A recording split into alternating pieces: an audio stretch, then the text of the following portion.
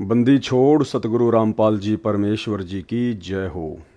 सत्साई भाई और बहनों, दया परमपिता परमेश्वर सतगुरु रामपाल जी भगवान की, जिनके शुभ आशीर्वाद से लगातार इसार जेल से आए हुए इस 80 पेज के लेटर जिसकी पुस्तक बनी हुई है जब जब भूल पड़े, इसके ऊपर हमारे 4 पार्ट कंप्लीट हो चुके हैं। 4 पार्ट देखने के लिए आप जी इस वीडियो के ऊपर जो टाइटल है उसमें लिंक दिए गए हैं, आप जी देख सकते हैं। और परमेश्वर ने बहुत बड़ी दया बख्शी, काफ़ी कुछ बातें भगत समाज को, जिन बातों से भगत समाज अभी तक अनजान था, सतलोक आश्रम मैनेजमेंट हरियाणा के विषय में, संजय दिल्ली वाले के विषय में परमेश्वर जी ने बहुत कुछ खुलकर लिख दिया है। और 80 पेज का ये टोटल लेटर है। इस पर लगभग 4 वीडियो और बनेंगे। तो भाई और बहनों, आज हम 40 से लेकर 50 पेज तक पढ़ेंगे और 40 से 50 के बीच में परमात्मा ने संजय दिल्ली वाले के अज्ञान और पाखंड के ऊपर गीता जी से बहुत सारे श्लोकों को लेकर उनका खंडन किया है, उसकी झूठ का पर्दाफाश किया है। तो जहाँ जहाँ आवश्यकता होगी दास आपको विश्लेषण करके समझाएगा, अन्यथा दास आपका कीमती समय बर्बाद नहीं करेगा। जैसे परमेश्वर जी ने लिखा हुआ है वैसे ही दास आपको पढ़ाकर सुनाएगा। और जहां आवश्यकता पड़ेगी, क्योंकि 2-3 पॉइंट ऐसे हैं इन 10 पेज के अंदर जो कि बहुत ही ज़्यादा इम्पोर्टेंट हैं, तो आप सभी भाई बहन बड़े ध्यान से इस वीडियो को देखिएगा। परमात्मा दया करेंगे, बहुत सारी चीज़ें हमारे समझ में आएंगी। तो 40 पेज हमारे कंप्लीट हो चुके थे। आज हम चलेंगे पेज नंबर 41 पर। संत गरीबदास जी ने कहा है कि गरीब मुल्ला माया मग में बैठी हंसा चुन चुन खाई, ज्योति स्वरूपी कहे निरंजन में ही करता भाई। एक न करता दो न करता नो ठहराए भाई, 10वां भी दूंदर में मिलेगा सत्य कबीर दुहाई। तो परमेश्वर कबीर जी ने अर्थात सतगुरु रामपाल जी परमेश्वर जी ने काल से क्या कहा, मैं तेरी असलियत बताऊंगा, कबीर नाम से यथार्थ भक्ति मार्ग पंथ चलाऊंगा, सत्य पुरुष का ज्ञान प्रचार करूंगा।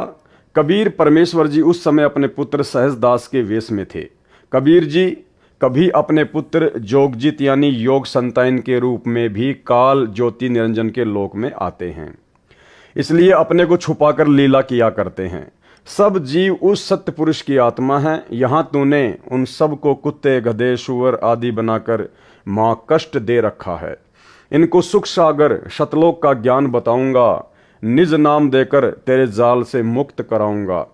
तब काल ने मेरे से कहा था कि यदि तू एक कबीर पंथ चलाएगा, मैं अपने दूत भेजकर 12 नकली कबीर पंथ चलाऊंगा। इनके अतिरिक्त और अनेक नकली पंथ अपने दूत भेजकर चलाऊंगा। सब जीवों को भरमाऊंगा। वे वाणी तो आप वाली कहा करेंगे, परंतु अर्थ गलत करके मेरे जाल में जीवों को रखेंगे।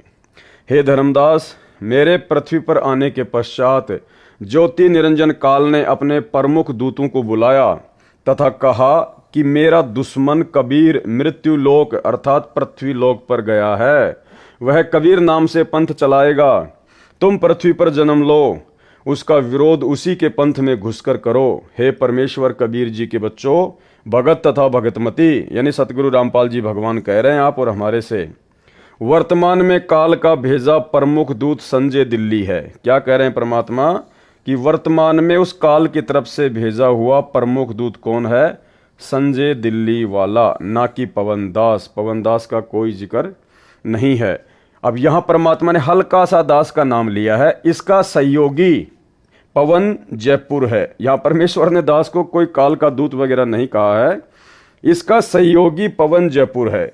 और यह सहयोग के रूप में परमात्मा ने मुझ पवन दास का नाम सिर्फ और सिर्फ इसलिए लिया है क्योंकि सतलोक आश्रम मैनेजमेंट हरियाणा ने जब उन्होंने देखा कि ये पवन दास हमारे अज्ञान और पाखंड की पोल पट्टी पूरी संगत के सामने खोल रहा है, तो इन्होंने मुझ पवन दास की झूठी शिकायतें परमात्मा के पास लगाई।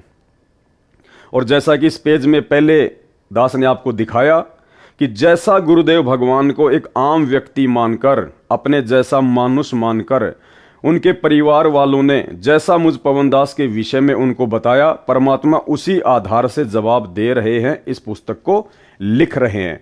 तो सतलोक आश्रम मैनेजमेंट हरियाणा के कहने पर दास का संजय के सहयोगी के रूप में परमात्मा ने नाम ऐड किया है। अन्यथा मुझ पवन दास का सन 2017 से संजय दास से कोई लिंक नहीं है। आज लगभग 6 से 7 वर्ष हो चुके हैं, दास ने उसका चेहरा भी नहीं देखा है।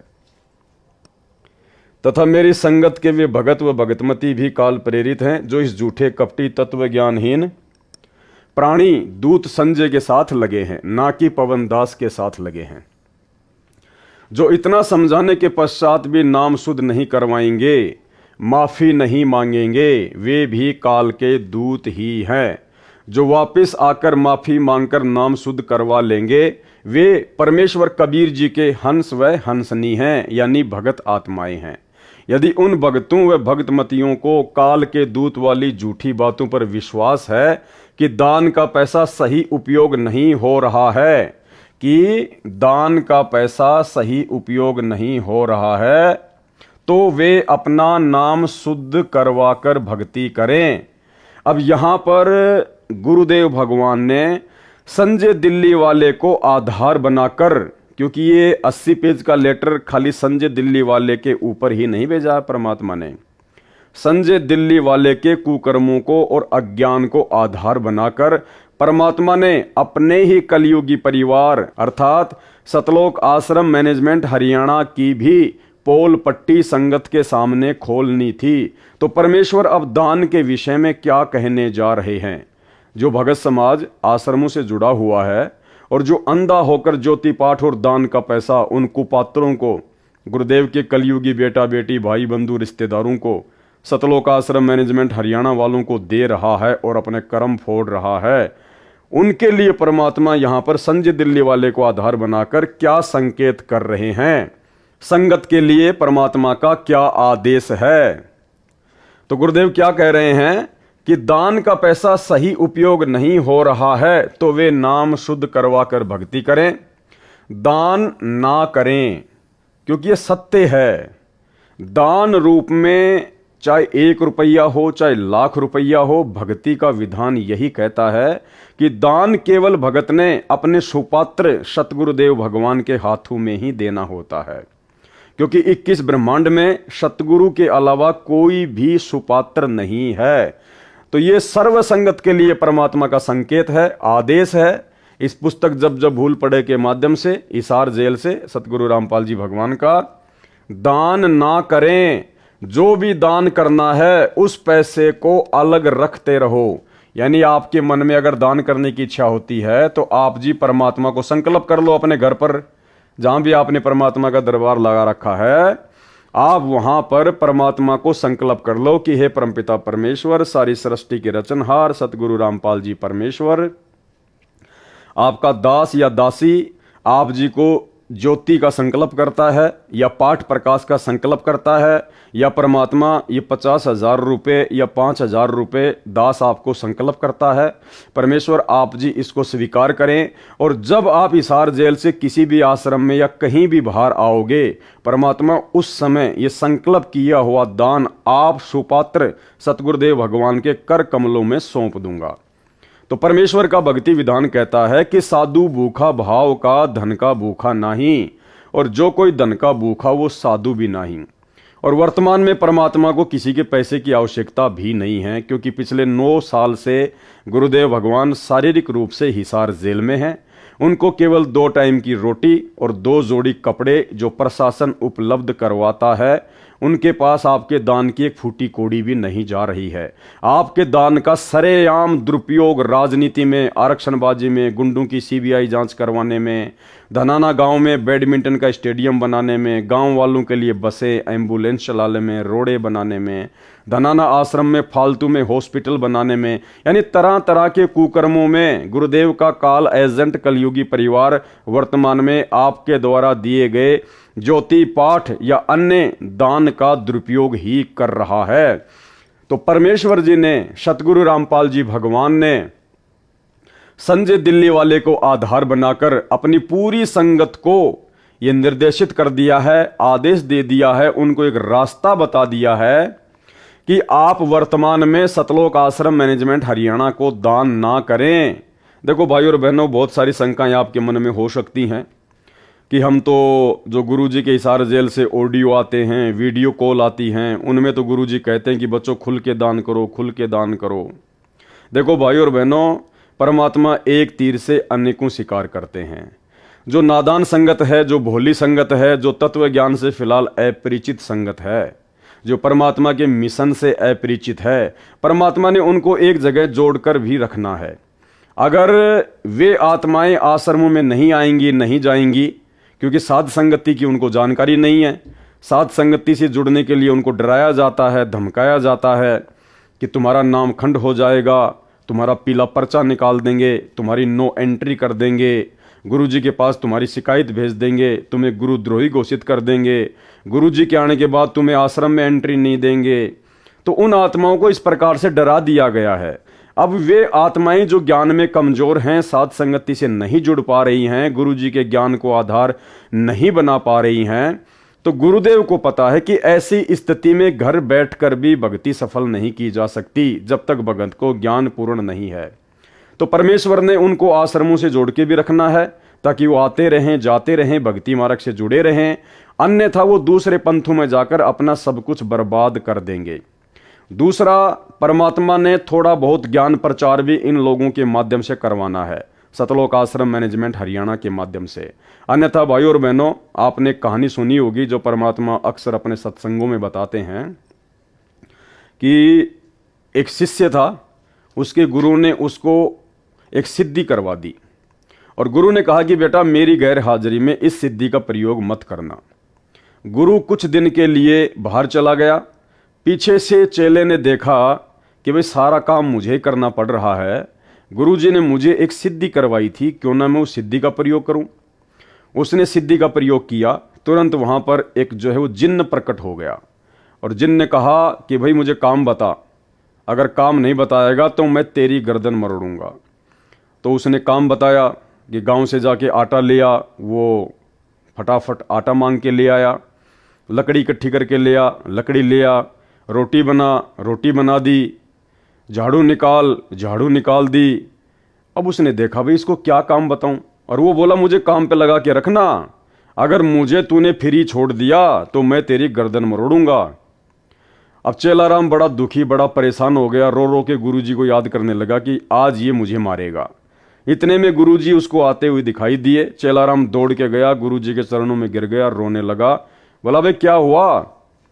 बोला गुरुजी बस पूछो मत, क्या हुआ? बोला तूने वो सिद्धि यूज कर ली क्या? बोले हाँ गुरुजी। अरे बोला नालायक, मैंने तुझे मना किया था ना कि मेरी एब्सेंस में सिद्धि यूज मत करना। क्या हुआ? गुरुजी ऐसे ऐसे उसने सारा काम कर दिया। अब वो कह रहा है कि मुझे काम बता, नहीं तो मैं तेरी गर्दन मरोड़ूंगा। तो गुरुदेव ने कहा कि चल उसको ऐसा बोल कि वो एक लंबा सा बांस लेके आ जाए। तो उसने कहा कि भाई तू एक लंबा सा बांस लेके आ जा। वो फटाफट एक बांस लेके आ गया। अब इसको ये बोल कि जमीन में इसको गाड़ दे बांस को। उसने फटाफट खोद के गड्ढा और जमीन में बांस को गाड़ दिया। फिर गुरुदेव ने कहा कि अब इसको बोल कि इस बांस के ऊपर चढ़ और उतर, जब तक मैं तुझे दूसरा काम ना बताऊं तब तक तू इस बांस के ऊपर चढ़ेगा और उतरेगा, चढ़ेगा उतरेगा, यही काम तू करता रहे। तो उसने ऐसा ही किया। जिन अपने काम पे लग गया और चेले राम की जान बच गई। तो भाइयों और बहनों, ये जो सतलोक आश्रम मैनेजमेंट हरियाणा है ना, ये है जिन्न, ये भगत नहीं है। भक्ति के तो आसपास भी नहीं है ये लोग। गुरुदेव भगवान को पता है कि ये जिन्न हैं, ये भूत हैं, ये काल के एजेंट हैं। भक्ति तो इनसे हो नहीं सकती, अच्छे कर्म तो इनसे हो नहीं सकते। इनको यदि किसी ने किसी काम पर लगाकर नहीं रखा तो ये और ज्यादा अपने कर्म बिगाड़ेंगे, मेरी संगत की भी ऐसी की तैसी करेंगे। तो परमेश्वर ने इनको एक प्रकार से ज्ञान प्रचार की सेवा दे दी कि तुम्हारे बस का केवल यही है और भक्ति वक्ति तुम्हारे बस की बात नहीं है। तुम ये भंडारे करते रहो, संगत को जोड़े रखो, और जो तुम्हारी हार्दिक इच्छा थी माया की, धन प्राप्ति की, जिसके लिए तुम भक्ति कर रहे थे, अपने गुरुजी से जुड़े हुए थे, तो खोलो आश्रम, बनाओ आश्रम, लगाओ इन पत्थरों में पैसा। तुम और संगत दोनों इसी प्रकार से आपस में जुड़े रहो। अगर परमात्मा इनको इस प्रकार की छोटी मोटी सेवाएं ना देते, हालांकि गुरुदेव ने इनको ये आश्रम बनाने की सेवा अपनी तरफ से नहीं दी, इन काल एजेंटों ने गुरुजी को जेल में जाके सलाह दी। तब गुरुजी को तो मालूम था इन सब बातों का कि ये तो जिन है, यदि इनको किसी ने किसी काम पे नहीं लगा के रखा तो ये तो संगत का सत्यानाश कर देंगे, और मेरी संगत जो अभी अज्ञान है, तत्व ज्ञान से अपरिचित है, ये दूसरे पंथों में जाके अपने कर्म फोड़ेगी। इससे अच्छा है कि मेरे पंथ में, इन्हीं आश्रमों में मर्यादा तोड़कर भी पड़े रहेंगे तो कम से कम मेरे चरणों में तो रहेंगे, आज नहीं तो कल ठोकर खाकर फिर वापस लाइन पर आ जाएंगे। तो भाई और बहनों, पूरी राम कहानी ये है। इसलिए परमात्मा ने सतलोक आश्रम मैनेजमेंट हरियाणा को इस प्रकार से आश्रम वगैरह बनाने की छूट दे रखी है, और ज्ञान प्रचार के माध्यम से इनके थोड़े बहुत जो कर्म है वो जो है बनते रहें। तो अब परमात्मा इस 80 पेज के लेटर के माध्यम से जो समझदार आत्माएं होंगी, सतलोक आश्रम मैनेजमेंट हरियाणा के पीछे जुड़ी हुई लाखों की संगत में जो कुछ एक समझदार भगत आत्माएं होंगी, जिनको थोड़ा बहुत गुरुदेव का ज्ञान समझ में आना लगा होगा, अब वो आत्माएं समझ जाएंगी इस 80 पेज के लेटर को पढ़कर कि हाँ, गुरुदेव भगवान संजय दिल्ली वाले को आधार बनाकर और अपनी पूरी संगत को क्या संदेशा देना चाह रहे हैं। तो परमेश्वर कह रहे हैं कि दान ना करें, जो भी दान करना है उस पैसे को अलग रखते रहो। ज्योति स्वयं जलाओ, परमात्मा कह रहे हैं ज्योति अपने घर पे जलाओ ना। अरे तुम ज्योति के 2100 रुपए सतलोक आश्रमों में जाकर जमा करवाते हो, और मान लीजिए वो तुम्हारी ज्योति जला रहे हैं, तो वो कितना घी जलाएंगे? 1.25 किलो घी। 1.25 किलो घी कितने का आया? 750 रुपए का। और तुम कितने दे रहे हो? 2100 रुपए। अब तुम्हें यह भी नहीं पता कि बाकी के पैसे तुम्हारे कहां लग रहे हैं, किस सेवा में लग रहे हैं, क्योंकि राजनीति में भी लग रहे हैं, आरक्षणबाजी में भी लग रहे हैं, गुंडों की सीबीआई जांच में भी लग रहे हैं, अपनी मौज मस्ती में भी लग रहे हैं, फालतू में आश्रमों पे आश्रम बनाए जा रहे हैं, उन पत्थरों में भी पैसे बर्बाद हो रहे हैं। तो ये विचार आप लोगों ने करना पड़ेगा कि 2100 रुपए देने के बजाय इन कुपात्रों को आप जी 2100 रुपए का 3 किलो घी लाके अपने घर पे जोत जलाओ ना परमात्मा की, उससे कहीं ज्यादा आपको लाभ मिलेगा। आप 2100 रुपए दे रहे हो, आपके 750 रुपए का मान लीजिए वो घी की आपकी ज्योति भी जला रहे हैं, तो आपको लाभ कितना हुआ? खाली 750 रुपए तक का ही तो होगा। और वो भी कन्फर्म नहीं है, वो भी कन्फर्म नहीं है कि आपके 750 रुपए का घी जलाया जा रहा होगा। तो इससे तो अच्छा है ना आप अपने घर पर घी लाकर परमात्मा के आदेश अनुसार, क्योंकि गुरुदेव का आदेश है कि ज्योति जलाओ, चाहे अखंड जलाओ। गुरुदेव कह रहे हैं चाहे कितना ही घी डालो, चाहे दिन में 1 किलो घी जलाओ, अखंड जलाओ, चलने दो 24 घंटे। जब दास बड़ी जेल से आए, यानी जब सतगुरु रामपाल जी भगवान हिसार जेल से बाहर आए, तब सारा पैसा दान कर देना, उस समय अपने गुरुजी के हाथों में दे देना वो पैसा। परंतु कुपात्र को दान देना तो कुछ लाभ नहीं मिलेगा, परंतु कुपात्र को दिए गए दान का कुछ भी लाभ नहीं मिलेगा। और ये सतलोक आश्रम मैनेजमेंट हरियाणा कुपात्र है, संजय दिल्ली वाला कुपात्र है, और मैं पवन दास ज्योति तथा पाठ का पैसा किसी से लेता नहीं। तो भाई और बहनों, अपना पैसा संकल्प करके अपने घर पर रखिए, परमात्मा की ज्योति का घी जलाओ, अखंड जलाओ, मालिक का आदेश आ गया है। और जितना भी आपको दान करना है गुरुदेव को संकल्प कर लो, साधु भूखा भाव का धन का भूखा नाई। उसी समय आपका पैसा गुरुजी के पास में पहुंच जाता है। बाकी जो कागज के टुकड़े हैं वो परमात्मा आने के बाद में ले लेंगे। तो स्पष्ट आदेश है सतगुरु रामपाल जी भगवान का। देखो भाई और बहनों, ये परमात्मा है, और इस समय गुरुदेव भगवान को अच्छे से पता है कि मेरी संगत के ऊपर काल का जबरदस्त पहरा है। काल स्वयं तो सबके सामने आता नहीं है, काल अपने एजेंटों के माध्यम से अपना काम करता है। और एजेंट वर्तमान में सतलोक आश्रम मैनेजमेंट हरियाणा बना हुआ है, गुरुजी के बेटा बेटी भाई बंधु रिश्तेदार और ये चंद कोऑर्डिनेटर लोग बने हुए हैं। अब आप लोगों ने क्या करना है, डिसीजन आपके हाथ में है। परमात्मा ने आप तक संदेशा भिजवाना था, भिजवा दिया। अब गुरुदेव भगवान आपका हाथ पकड़ के नहीं रोकेंगे कि आप आश्रमों में मत जाओ, या वहां जाकर ज्योति पाठ का पैसा मत दो, या भंडारे में मत जाओ। परमात्मा का केवल इतना ही काम है, आप तक संदेशा पहुंचाना, और उस संदेश को समझने के लिए आपको परमात्मा ने तत्व ज्ञान दे रखा है। उसके बावजूद भी यदि आप नादानी करोगे तो आने वाले समय में परिणाम भी आप ही भोगोगे। तो ये स्पष्ट संकेत सतगुरु रामपाल जी भगवान की करोड़ों की संगत को संजय दिल्ली वाले को माध्यम बनाकर परमेश्वर जी ने दिया है। एक बार फिर से पढ़ लो। कि दान का पैसा सही उपयोग नहीं हो रहा है तो वे नाम शुद्ध करवा कर भक्ति करें, दान ना करें। जो भी दान करना है उस पैसे को अलग रखते रहो। ज्योति स्वयं जलाओ, अपने घर पर जलाओ, चाहे अखंड जलाओ, कितना ही घी जलाओ। जब दास बड़ी जेल से आए, अर्थात जब सतगुरु रामपाल जी भगवान हिसार जेल से बाहर आए, तब सारा पैसा दान कर देना, परंतु कुपात्र को दान देकर तो कुछ लाभ नहीं मिलता। और यही कारण है पिछले 9 वर्षों से हजारों की संख्या में सतगुरु रामपाल जी भगवान की आत्माएं काल की भेंट चढ़ चुकी हैं, अकाल मौत मर चुकी हैं। इन आश्रमों में आते जाते समय, हिसार की तारीखों पे आते जाते समय, और भी ना जाने बहुत सारे कारणों से, क्योंकि भगत समाज ने सतलोक आश्रम मैनेजमेंट हरियाणा की मनमानियों में बढ़ चढ़ के सहयोग किया है। और कुपात्र को दिए गए दान का कोई लाभ मिलता नहीं, परमात्मा ने लिख दिया। और भगत समाज को कोई लाभ मिलना नहीं था, मर्यादा सबकी खंडित हो गई कुपात्रों को ज्योति पाठ और दान का पैसा देने के चलते, उनके मनमाने आचरण में उनका सहयोग करने के चलते, हिसार की तारीखों पे जा जाके प्रशासन को परेशान करने के चलते।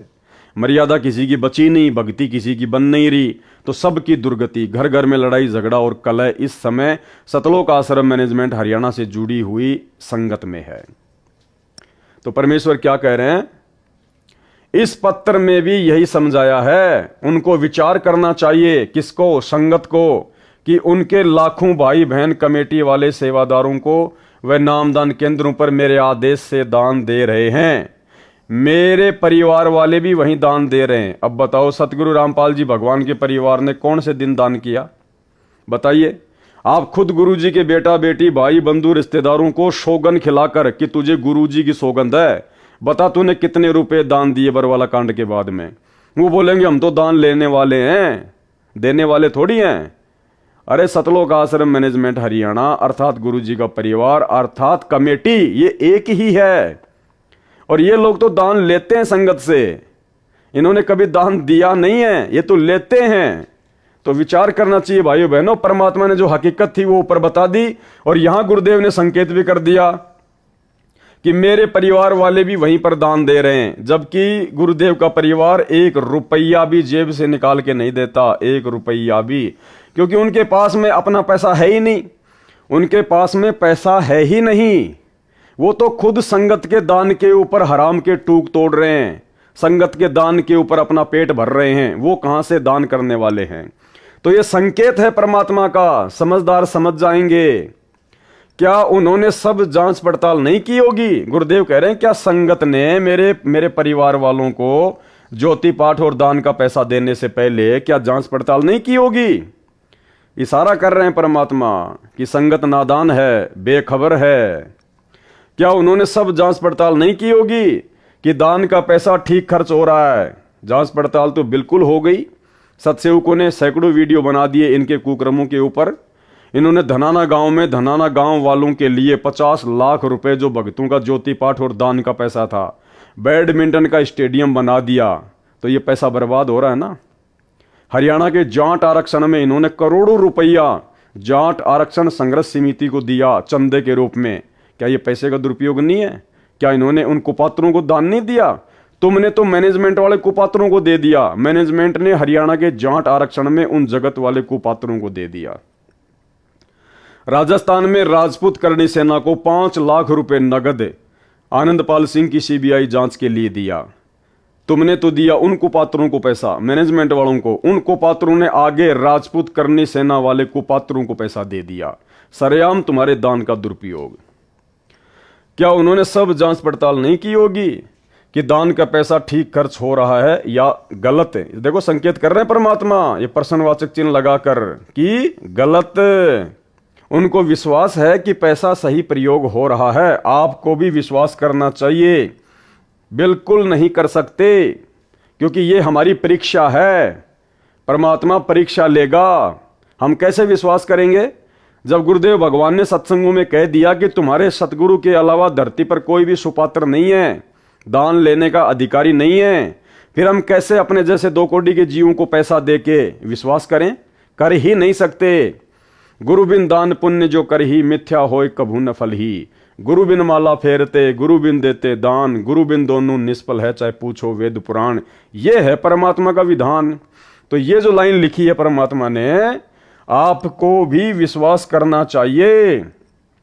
अपने सत्संगों में परमात्मा ने यह कभी नहीं कहा कि आपको अपने जैसे 2 कोड़ी के भक्तों को दान देना चाहिए, या भगत दान लेने के लिए सुपात्र है, या आपको उन पर विश्वास करना चाहिए। ये परमात्मा ने कभी भी अपने सत्संगों में नहीं कहा। इसलिए ये हम भक्तों की परीक्षा है। बात अब ज्योति के 2100 रुपए की करता हूं। कबीर कहे कबीर पुकार के, दोए बात लख ले, एक साहिब की भक्ति व भूखों को कछु दे। कबीर धन चाहे तो दान कर, मुक्ति चाहे जप नाम, जो कोई दोनों नी इच्छा करे, करे सब ही काम। कबीर गुरु से शिष्य जब दीक्षा मांगे, मन कर्म वचन धरे धन आगे। गुरु से शिष्य जब दीक्षा मांगे, तो आप दीक्षा किससे मांग रहे हो भाई? आपको तो सतलोक आश्रम मैनेजमेंट हरियाणा दीक्षा दे रहा है, आपको तो अपने जैसे 2 कोड़ी के जीव दीक्षा दे रहे हैं। तो मन कर्म वचन और वो धन अपने गुरुजी के सामने रखा जाता है, ना कि भगत भाइयों के सामने। गरीबदास जी ने कहा है कि तन मन धन सब अर्पिए, भक्ति मुक्ति के काज, और जिनके उर में बंदगी, तो क्या इंदर का राज। कबीर 10वां अंश गुरु को दीजिए, जीवन जन्म सफल कर लीजिए। और तुम दान रूप में 10वें अंश का पैसा किसको दे रहे हो? सतलोक आश्रम मैनेजमेंट हरियाणा को। जबकि 10वें अंश का पैसा दान रूप में किसको दिया जाता है? अपने गुरु को। तो टोटल भक्ति विधान के खिलाफ आपका हर एक कदम बढ़ रहा है। गीता अध्याय 3 श्लोक 10-15 में भी यही कहा है कि श्लोक नंबर 10, प्रजापिता यानी परमेश्वर कबीर जी ने सृष्टि के प्रारंभ में प्रजाओं की तथा यज्ञों अर्थात धार्मिक अनुष्ठानों के ज्ञान की रचना करके यानी सूक्ष्म वेद बताकर कहा कि तुम प्रजाजन मेरे द्वारा बताए धार्मिक अनुष्ठान विधान के अनुसार धार्मिक क्रिया करके उसके द्वारा वृद्धि को प्राप्त हो जाओ, यानी धनी बनो व भक्ति से भगत बनो। ये विधान अनुसार किया धार्मिक अनुष्ठान तुम सब साधकों को इच्छित पदार्थ प्राप्त करवाने वाले हों। मेरे अतिरिक्त जितने भी गीता के अनुवाद करता हैं, गुरुदेव भगवान कह रहे हैं, मेरे अतिरिक्त जितने भी गीता के अनुवाद करता हैं उन सब ने ब्रह्मा को प्रजापति लिखा है, उनकी बुद्धि काढ़ने बंद कर रखी है। श्लोक नंबर 11, इस यज्ञ यानी मर्यादा में रहकर किए गए धार्मिक अनुष्ठान द्वारा देवताओं को उन्नत करो।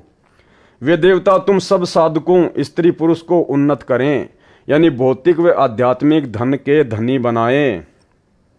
इस प्रकार निस्वार्थ भाव से आपस में एक दूसरे को उन्नत करते हुए तुम सब पर यानी ज्योति निरंजन वाले मोक्ष लाभ से दूसरा जो पूर्ण मोक्ष लाभ है उस कल्याण को प्राप्त हो जाओ। गीता अध्याय 15 श्लोक 1 से 4 में पूर्ण ब्रह्म को तो वृक्ष की जड़ बताया तथा अक्षर पुरुष को तना, क्षर पुरुष ज्योति निरंजन को डार, तीनों देवताओं रजगुण ब्रह्मा, सतगुण विष्णु, तमगुण शिव को शाखा तथा पत्तों को संसार बताया है। इन श्लोकों में उसी के आधार से कहा है कि शास्त्र विधि अनुसार यानी गुरु मर्यादा में रहकर धार्मिक अनुष्ठान करके यानी पूर्ण ब्रह्म की जो वृक्ष की मूल है सच्चाई पूजा करो, जिससे देवता रूपी शाखा बढ़ेंगी, यानी देवताओं के पास सत्य साधक के शुभ कर्म व पुण्य कर्म जमा हो जाएंगे। ये देवता कर्म का फल ही देते हैं, इसलिए कहा है। याद रखें, इस अध्याय 3 के श्लोक 15 में स्पष्ट है कि ब्रह्म यानी ज्योति निरंजन काल ब्रह्म की उत्पत्ति अविनाशी परमात्मा कबीर जैसे हुई है।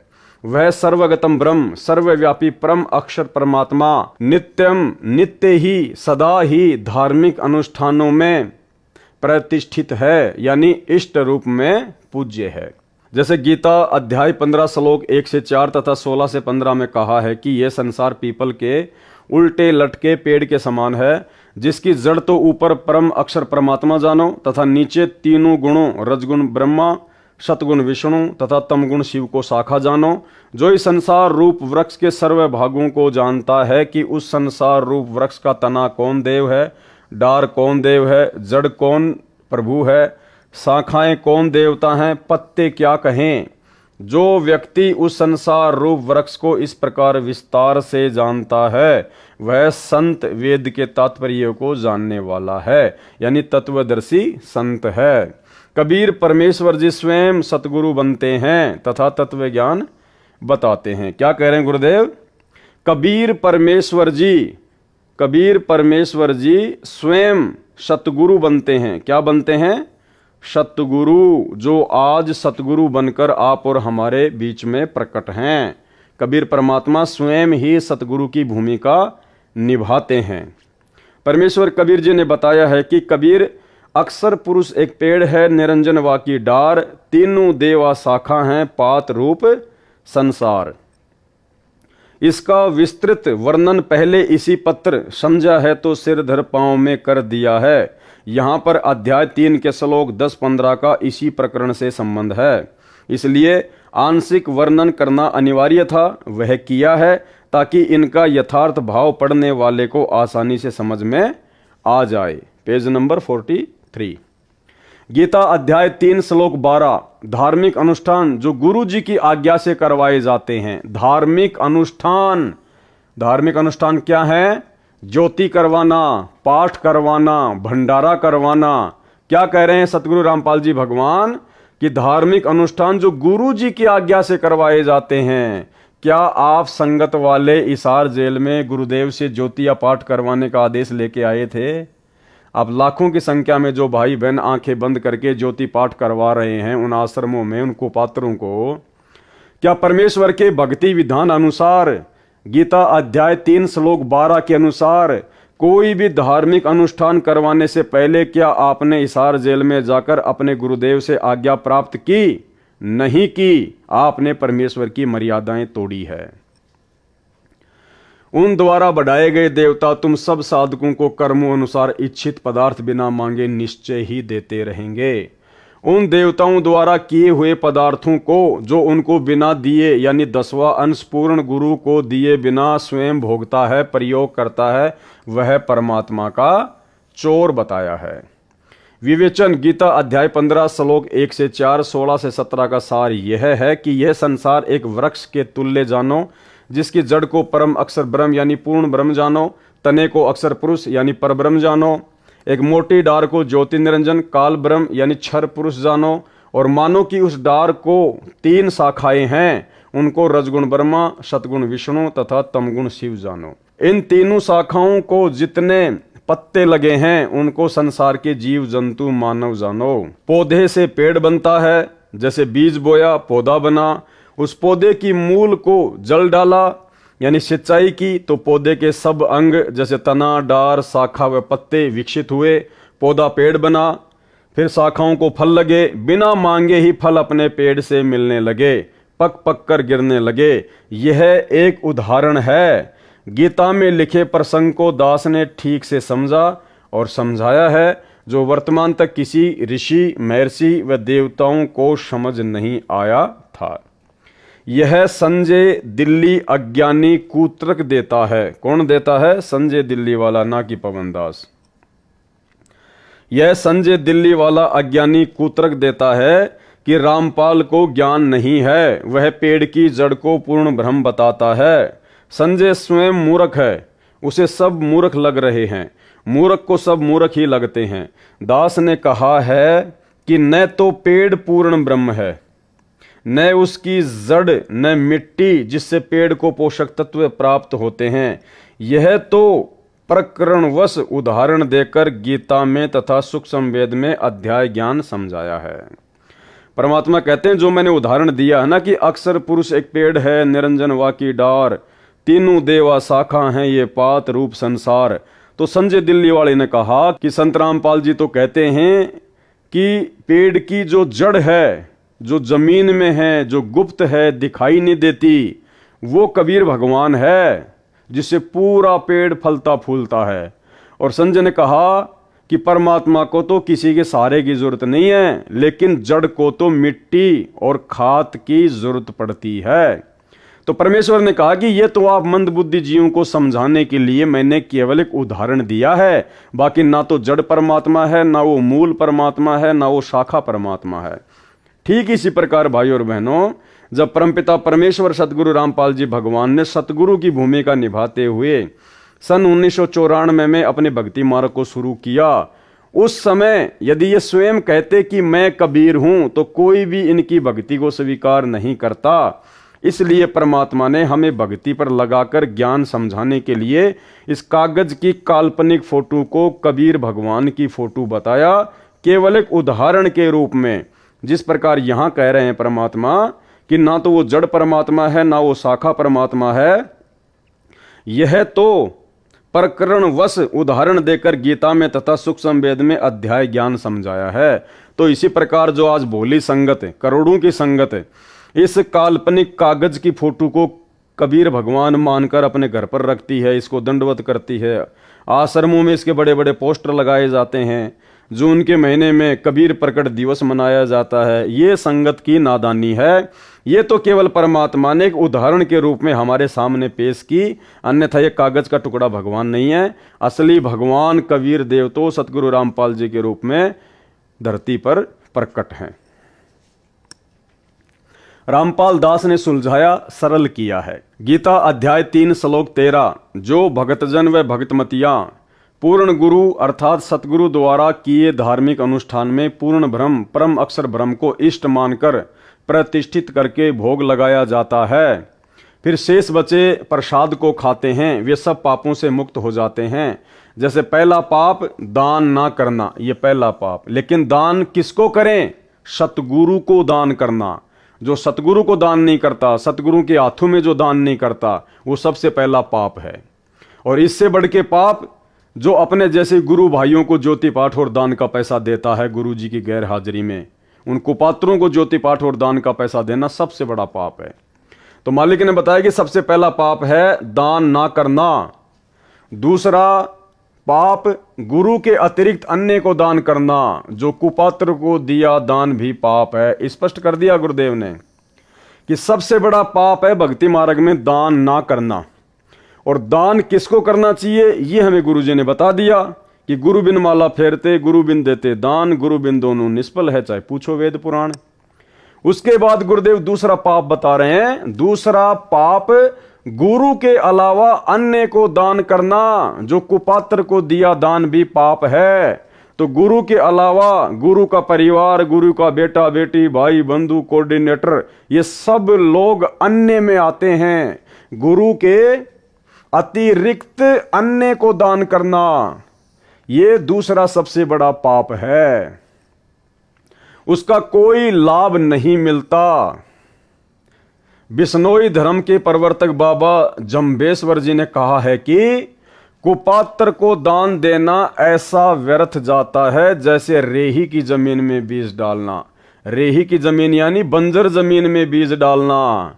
तो आप लोग जो वर्तमान में गुरुजी की गैर हाजिरी में तत्व ज्ञान को आधार ना बनाकर इस परीक्षा के समय में जो अपने जैसे जीवों को सतलोक आश्रम मैनेजमेंट हरियाणा को ज्योति पाठ और दान का पैसा दे रहे हैं, परमात्मा कहते हैं आप तो बंजर जमीन में बीज डाल रहे हो, रेही की जमीन में बीज डाल रहे हो। सुपात्र को दिया दान ऐसे लाभ देता है जैसे उपजाऊ डहर। सुपात्र केवल हमारे गुरुदेव भगवान हैं। तीसरा पाप निर्धारित दान न करना। निर्धारित दान यानी 10वां अंश। जैसे ये दास रामपाल दास ज्योति हवन यज्ञ के लिए 1.25 किलोग्राम गाय या भैंस का घी दान करने को कहता है। क्या कह रहे हैं परमात्मा? परमात्मा ने ये नहीं कहा कि तुम 2100 रुपए दान करो, क्योंकि पैसे का तो दुरुपयोग होगा ही होगा। क्या कह रहे हैं परमात्मा? 1 किलो घी दान कर दो। अगर तुम्हें ज्योति करवानी है उन आश्रमों में तो 2100 रुपए ना दो, 1 किलो घी दे दो। तो घी को तो कम से कम दुरुपयोग तो नहीं करेंगे, हवन यज्ञ में लगाएंगे। स्पष्ट कह रहे हैं गुरुजी। जैसे ये दास रामपाल दास ज्योति हवन यज्ञ के लिए 1.25 किलोग्राम गाय या भैंस का घी दान करने को कहता है, 2100 रुपए के लिए नहीं कहा गुरुजी ने। ये 2100 रुपए तो सतलोक आश्रम मैनेजमेंट हरियाणा गुरुजी के नाम की आड़ में संगत से लूट रहा है, ठग रहा है।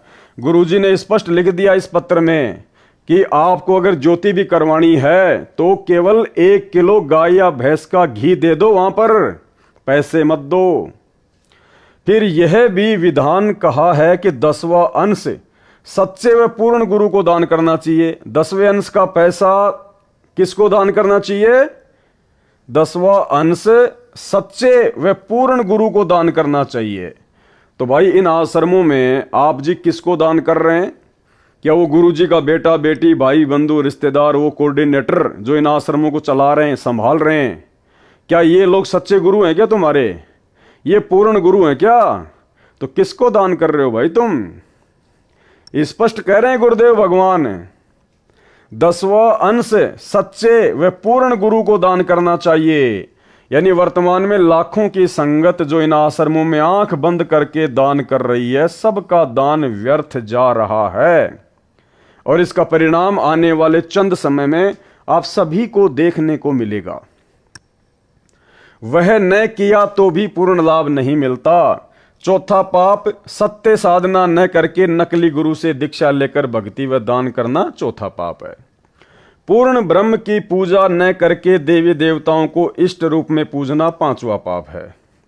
भूत विद्या वालों के पास जाना यह छठा पाप है। तीर्थों पर पूजा के लिए जाना आदि आदि अनेकों पाप हैं।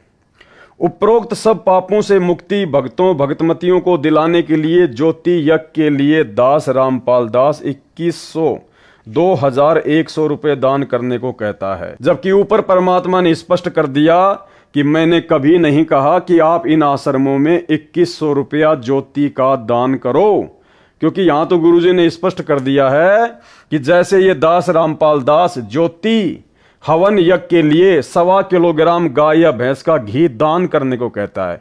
क्या दान करने को कह रहे हैं गुरुजी? केवल घी दान करने को कह रहे हैं 1 किलो। अब ये बात गुरुजी क्यों बोल रहे हैं यहां पर कि जो समझदार होगा वो तो ऊपर मेरी इस बात को आधार बना के समझ जाएगा। आज के बाद इन आश्रमों में जाकर इनको पात्रों को ज्योति पाठ दान का पैसा नहीं देगा, आश्रमों में भी जाना छोड़ देगा, ज्ञान को आधार बनाकर घर को आश्रम बनाकर अपनी भक्ति करेगा, साध संगति से वो जुड़ जाएगा।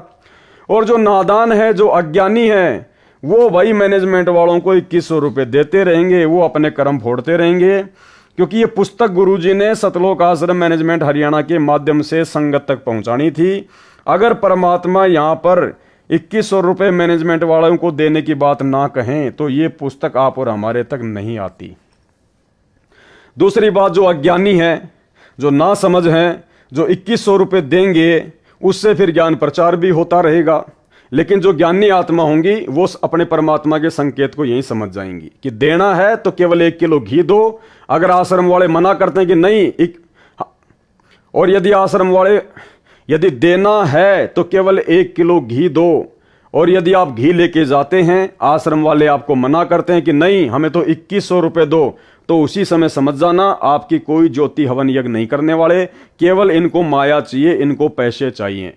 अगर आपको ज्योति ही करवानी है और उनको यदि ज्योति ही करनी है तो ज्योति होगी किससे? घी से। घी आप उनको दे रहे हैं तो उनको क्या आपत्ति है घी लेने में?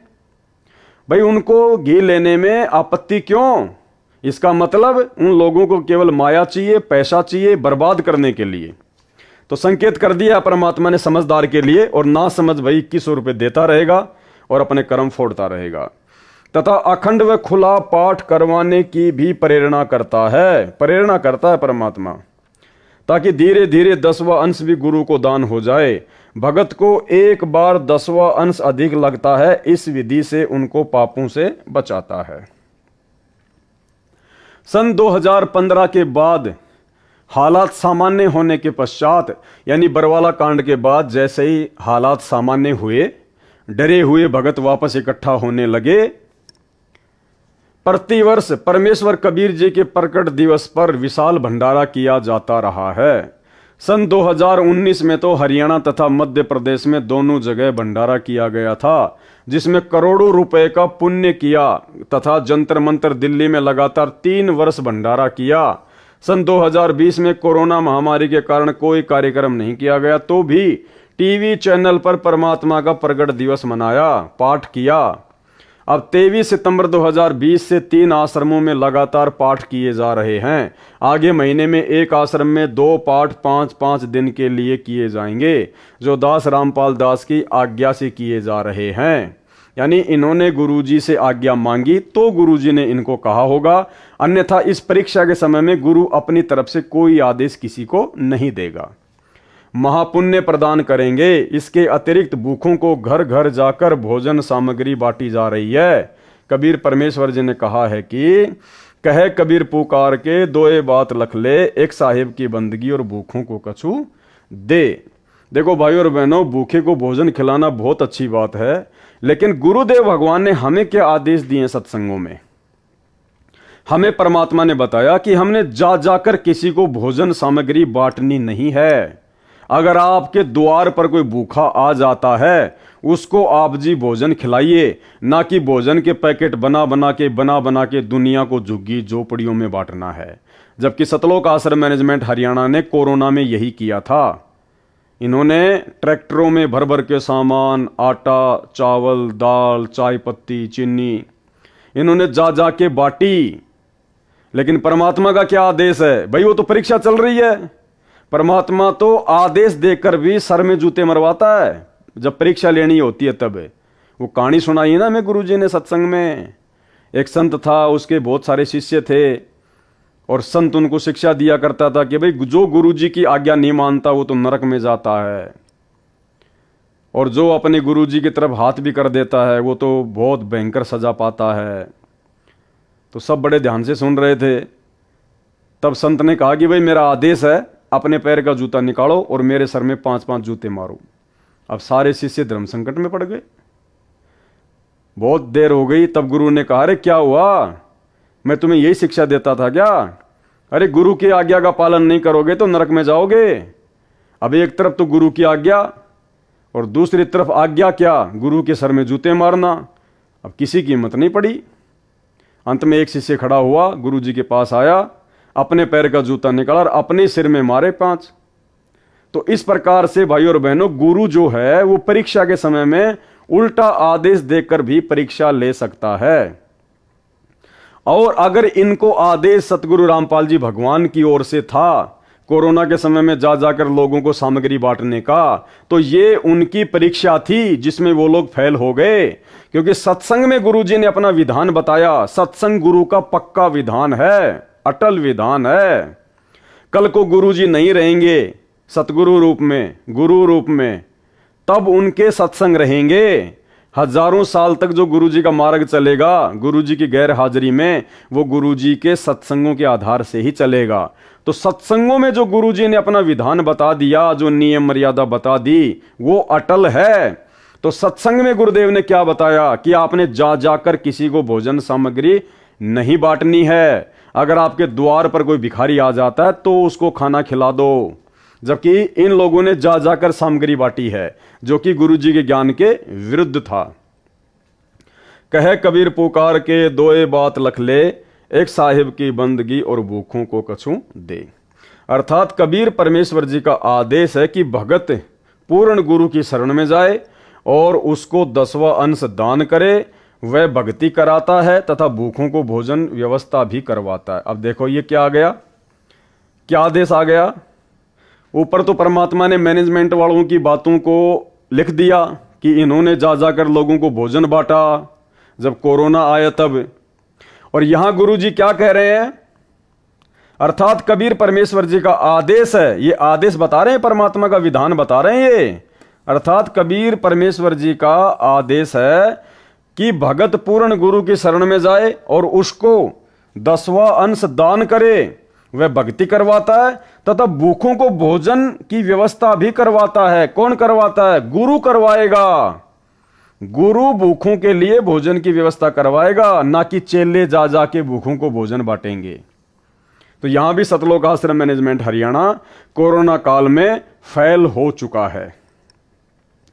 भूखे परिवारों को भोजन देते हैं। जैसे वर्तमान में पूरे विश्व में कोरोना महामारी का प्रकोप है, जिसके कारण पूरे भारत में लॉकडाउन हुआ जिस कारण से कोई व्यक्ति धन उपार्जन का कार्य नहीं कर पा रहा। मजदूर व उनके बच्चे भूख से व्याकुल हुए।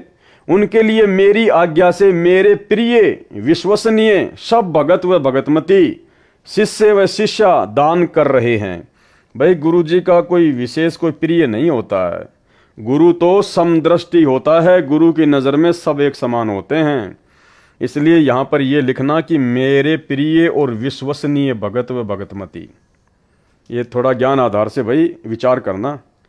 मेरी आज्ञा से मेरे द्वारा गठित कमेटी के सदस्य उस दान हुए रुपए से आटा, चावल, दाल, नमक, तेल, छोंक के लिए व अन्य प्रयोग के लिए हल्दी, मसाला, चीनी, चाय पत्ती, साबुन आदि आदि प्रतिदिन प्रयोग में आने वाली आवश्यक खाद्य सामग्री घर घर जाकर मुफ्त बांट रहे हैं। उनको दुखी परिवार बताता है, कल से कुछ नहीं खाया, बच्चे बिलख रहे हैं।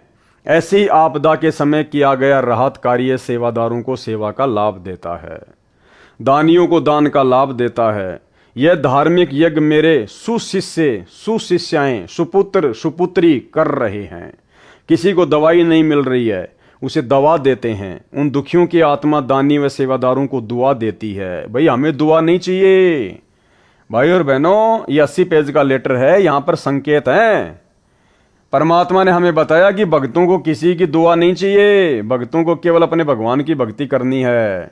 और यहाँ क्या कह रहे हैं परमात्मा, उन दुखियों की आत्मा दानी व सेवादारों को दुआ देती है। परमात्मा ऊपर बैठा सबके ऊपर नजर रखे हुए है, अर्थात गुरुदेव संकेत कर रहे हैं कि मैं सब कुछ देख रहा हूं इस आर जेल में बैठ के, इस लेटर में तुम्हारे को संकेत कर रहा हूं। बाकी मैं सब देख रहा था वहां पे, कौन क्या कर रहा था, कौन क्या नहीं कर रहा था। परमात्मा ऊपर बैठा सबके ऊपर नजर रखे हुए हैं कि कौन इस परीक्षा के समय में ज्ञान को आधार बनाकर चल रहे हैं और कौन अपनी मनमानियां कर रहा था। आगे देखिए, संजय साकट दिल्ली तो नीम हकीम खतरा ये जान है, इसको अध्यात्म का कै ख भी ज्ञान नहीं है, बस गुरु बनने की हवस उसे लगी है। किसको लगी है? संजय दिल्ली वाले को, ना कि पवन दास को। यह दास रामपाल दास इसलिए ज्योति यज्ञ के लिए 2100 रुपये दान करने को कहता है। उन रुपयों का 1.25 किलो स्वदेशी घी गाय भैंस का, जो 750 रुपये का मानो, शेष बचे 1350 रुपये। उन रुपयों से धर्म यज्ञ व आश्रम में सत्संग के समय नाम दीक्षा के लिए, जो बाहर से आने वाले भक्तों व भक्तमतियों के लिए आवश्यक वस्तुएं जैसे पंखे, बिछाने के लिए दरी व मैट, आटा, चावल, चीनी, लकड़ी, तेल, गैस आदि आदि में हिस्सा लगाया जाता है। तो भाई फिर अगर आश्रम की सारी व्यवस्था अगर वो ज्योति के बचे हुए पैसों से ही होती है, तो फिर पाठ प्रकाश का 21,000 रुपया फिर वो कहाँ जाता है? लाखों लोग पाठ प्रकाश कराते हैं, 21,000 रुपया देते हैं, फिर वो कौन सी व्यवस्था में लगाया जाता है? जब सारी की सारी व्यवस्था ज्योति के बचे हुए 1350 रुपये से हो रही है, फिर 21,000 रुपये पाठ के किस व्यवस्था में लगाए जा रहे हैं? खुला पाठ 1 लाख रुपए का होता है, वो पैसा किस व्यवस्था में लगाया जा रहा है? खुला दान भी बहुत सारे भगत करते हैं, वो पैसा किस व्यवस्था में लगाया जा रहा है? तो बताइए। तो यहां परमात्मा संकेत कर रहे हैं कि तुम्हारे पैसे का दुरुपयोग हो रहा है। कई करोड़ रुपए की राहत सामग्री सेवादारों ने वितरित कर दी है, दिन रात एक कर रखा है। कई परिवार ऐसे मिले जो बता रहे थे कि कई दिनों से कभी एक समय भोजन खाया, कभी भूखे रहे, ऐसा चल रहा था। यदि आज भोजन नहीं मिलता तो परिवार के सब सदस्य आत्महत्या कर लेते। ऐसे ऐसे महापुण्य के कार्य आप भक्तों व भक्तमतियों के दान से, दास की आज्ञा से आपके भाई बहन सेवादार कर रहे हैं। एक संजय दिल्ली है जो दिन रात ऐसी धर्मात्माओं में दोष निकालता रहता है, भक्तों व दास रामपाल दास की निंदा करता रहता है, अपने कर्म खराब कर रहा है, केवल आश्रम में बनाता है व खाता है, वह भी मनमाना आचरण करके बिना मेरी आज्ञा के करता है और उसे धर्म कहता है। अन्य आपदा जो मुझ रामपाल दास व 1000 अनुयायियों पर नवंबर 2014 में आई, यानी बरवाला कांड, झूठे मुकदमे दर्ज हुए, जेलों में डाले गए, उन सब की न्यायालय में पैरवी के लिए धन की आवश्यकता पड़ी। सारा रुपया आश्रम में रह गया, हमें पकड़कर जेल में डाल दिया। उस समय वकील करने थे, उनकी फीस देनी थी, कुछ ज्ञान के पूरे गांठ के पूरे धनवान भक्तों ने कहा कि जो भी न्यायालय के राहत पाने के लिए धन की आवश्यकता है वह सब खर्च हम वहन करेंगे। उस समय खराब परिस्थिति थी, दास ने उनसे दान नहीं लिया। जबकि भाइयों और बहनों, दास के पास में लेटर है, हिसार जेल से भेजा हुआ लेटर बताया जाता है सतलोक आश्रम मैनेजमेंट हरियाणा के द्वारा। उस लेटर में गुरुजी को भिखारी बना दिया गया। गुरुजी 50 लाख रुपए की उधार मांग रहे हैं एक भगत से, राजेंद्र से, 50 लाख रुपए की, कि भाई तू मेरे को उधार दे दे 50 लाख रुपए, और जब मैं हिसार जेल से बाहर आऊंगा ना तब तेरे को वापस दे दूंगा। क्या हमारे परमात्मा अपने भक्तों से इस प्रकार भीख मांगेंगे क्या? तो इन्होंने हर प्रकार से संगत को गुरुजी के आड़ में ठगा है जमकर। सारी संगत के दान से लगाया, क्योंकि प्रत्येक पुण्य के काम में प्रत्येक का कुछ न कुछ भाग लगना चाहिए। जो भगत जेलों में डाले गए उनका सारा खर्चा जेल का व कुछ रुपए उनके घर पर प्रति महीने खर्चे के भेजे जाते हैं। कुछ ऐसे भगत भी हैं जिन्होंने अपने वकील स्वयं किए तथा घर का खर्च भी कुछ एक नहीं लेते, परंतु उनकी संख्या नाम मात्र है। 940 भगत प्रत्येक तारीख पेशी पर हिसार आते हैं। उनके भोजन की व्यवस्था भी भगतों के दान से मुफ्त की जाती है। उनको जाते समय 2 दिन का भोजन भी साथ दिया जाता है जो दूर स्थान से आते हैं।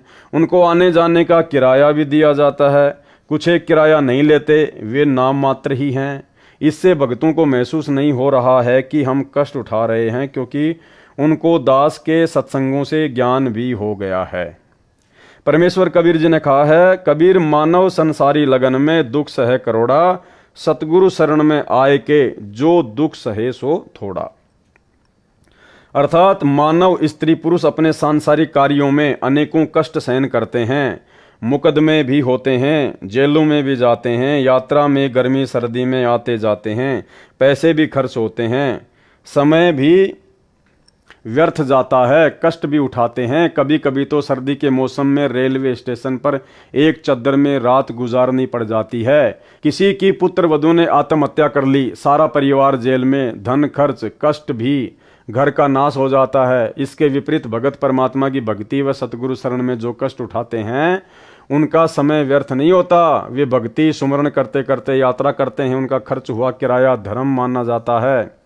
जो हिसार कोर्ट में केस में हाजिरी के लिए तारीखों पर आते हैं उनको आम के आम गुटलियों के दाम दोनों मिलते हैं। जैसे अनेकों अनुयायी गुरुजी के दर्शन व जेल धाम पर दंडवत प्रणाम करने महीने में कई बार आते हैं। जो निकट के निवासी हैं, दूर दूर स्थान वाले भी महीने में 2 महीने में दंडवत प्रणाम करने संत दर्श को चलने का पुण्य लाभ लेने आते हैं।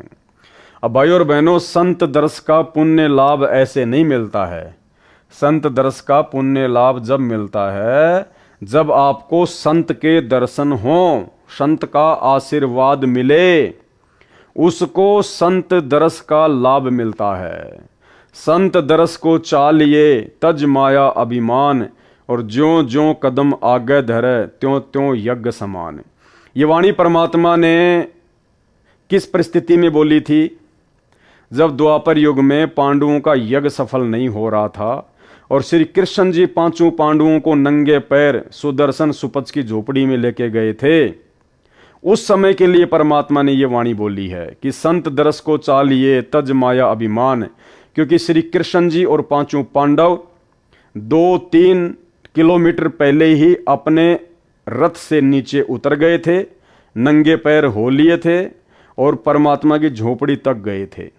और जब वो झोपड़ी में गए तो सुपथ सुदर्शन के रूप में उनको परमात्मा के दर्शन भी हुए। क्या आज वर्तमान में हिसार जेल के आगे नाक रगड़ने वालों को संत रामपाल जी के दर्शन हो रहे हैं?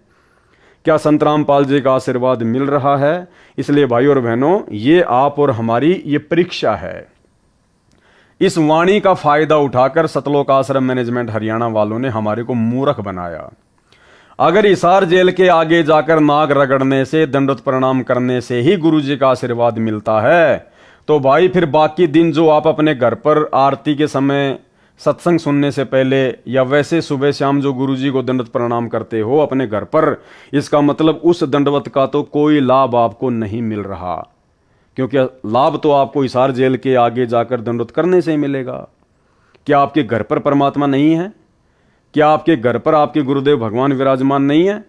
अगर आपके घर पर गुरुजी विराजमान नहीं है तो घर पर आप जो दंडवत करते हैं तो क्या दीवारों के सामने करते हैं? क्या जो आप ज्योति जलाते हैं अपने घर पर तो क्या आप दीवारों के सामने जलाते हैं? क्या आपके घर पे परमात्मा नहीं है? तो यहाँ सतलोक आश्रम मैनेजमेंट हरियाणा ने परमात्मा की इस वाणी का फायदा उठाकर ज्यादा से ज्यादा संख्या में भक्तों को इशार तारीखों पर बुलवाया ताकि कोर्ट की कार्यवाही में बाधा उत्पन्न हो। तो ये हमारी ज्ञान की परीक्षा है वर्तमान में। मात्र हिसार जेल के आगे जाने से, माथा रगड़ने से कोई लाभ नहीं मिलेगा। परमात्मा कहते हैं मोकों कहाँ ढूंढे रे बंदे, मैं तो तेरे पास में। और हम रोज संध्या आरती पढ़ते हैं, गुरुदेव क्या कहते हैं? घट ही में गंगा, घट ही में जमुना, घट ही में है जगदीश सतगुरु तारेंगे। तो जगदीश कौन है? जगदीश है सतगुरु रामपाल जी भगवान, कबीर भगवान। तो जितने भी लोग हिसार की तारीखों पर जाया करते थे वो सब के सब लोग अपनी अज्ञानता को जाहिर किया करते थे। ठीक है, यदि वैसे आपको कोई काम है, आपको हिसार जाना है और यदि आपका जेल से होकर रास्ता है, आपका जेल के आगे से होकर आपको जाना पड़ता है, तो आप जी वहां पर दंडवत कीजिए, कोई दिक्कत नहीं है। लेकिन स्पेशली यदि आप जी दंडवत करने के लिए हिसार जेल जाते हैं तो ये भगत की ज्ञानहीनता है।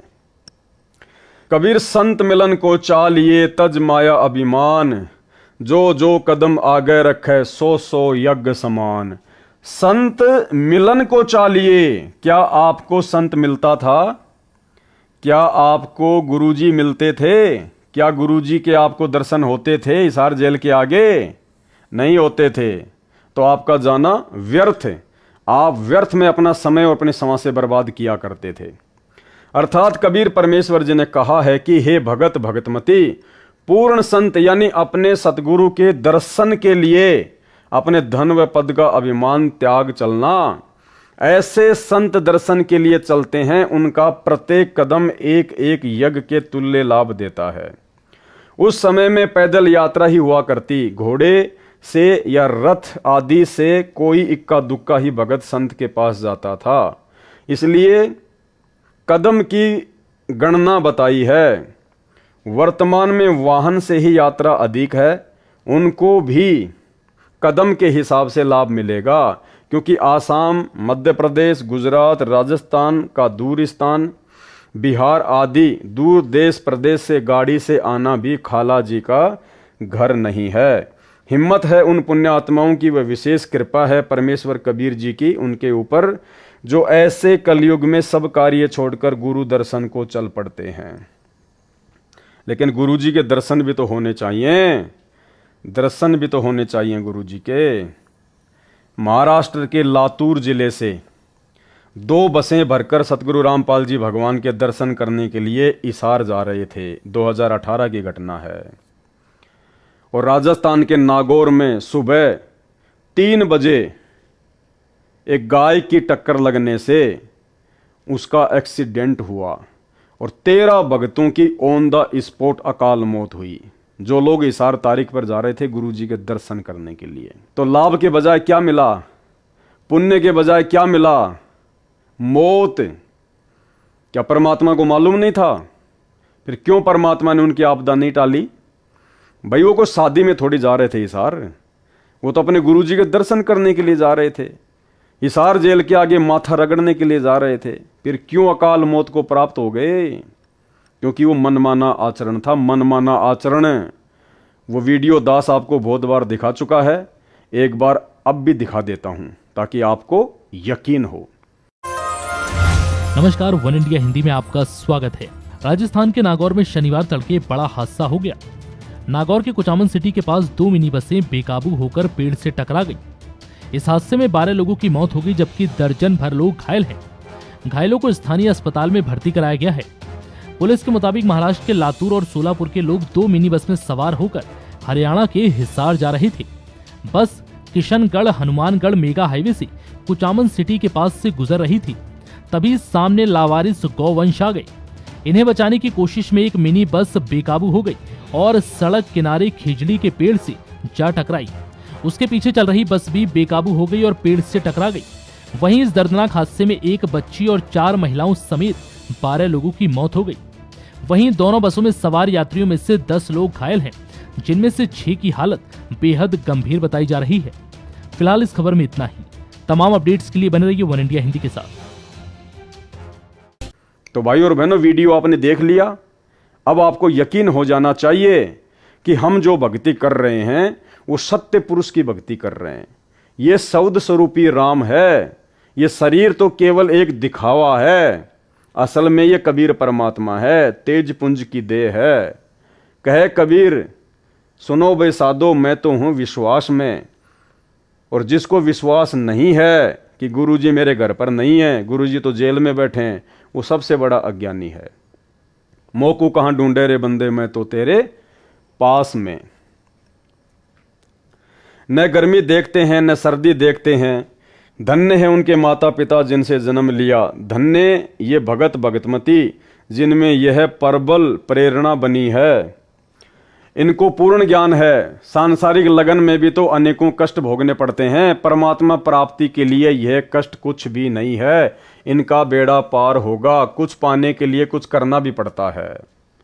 अगर इतना ही पुण्य जबरदस्त भक्तों को हिसार की तारीखों पर जाने से, हिसार जेल के आगे जाकर दंडोत प्रणाम करने से मिलता है, तो भाई पिछले 3 वर्षों से कोरोना के बाद में क्यों एक भी भगत हिसार जेल के आगे नहीं जा रहा? क्यों पहले की तरह संगत को हिसार की तारीख पर जाने के लिए मैसेज नहीं डाला जा रहा?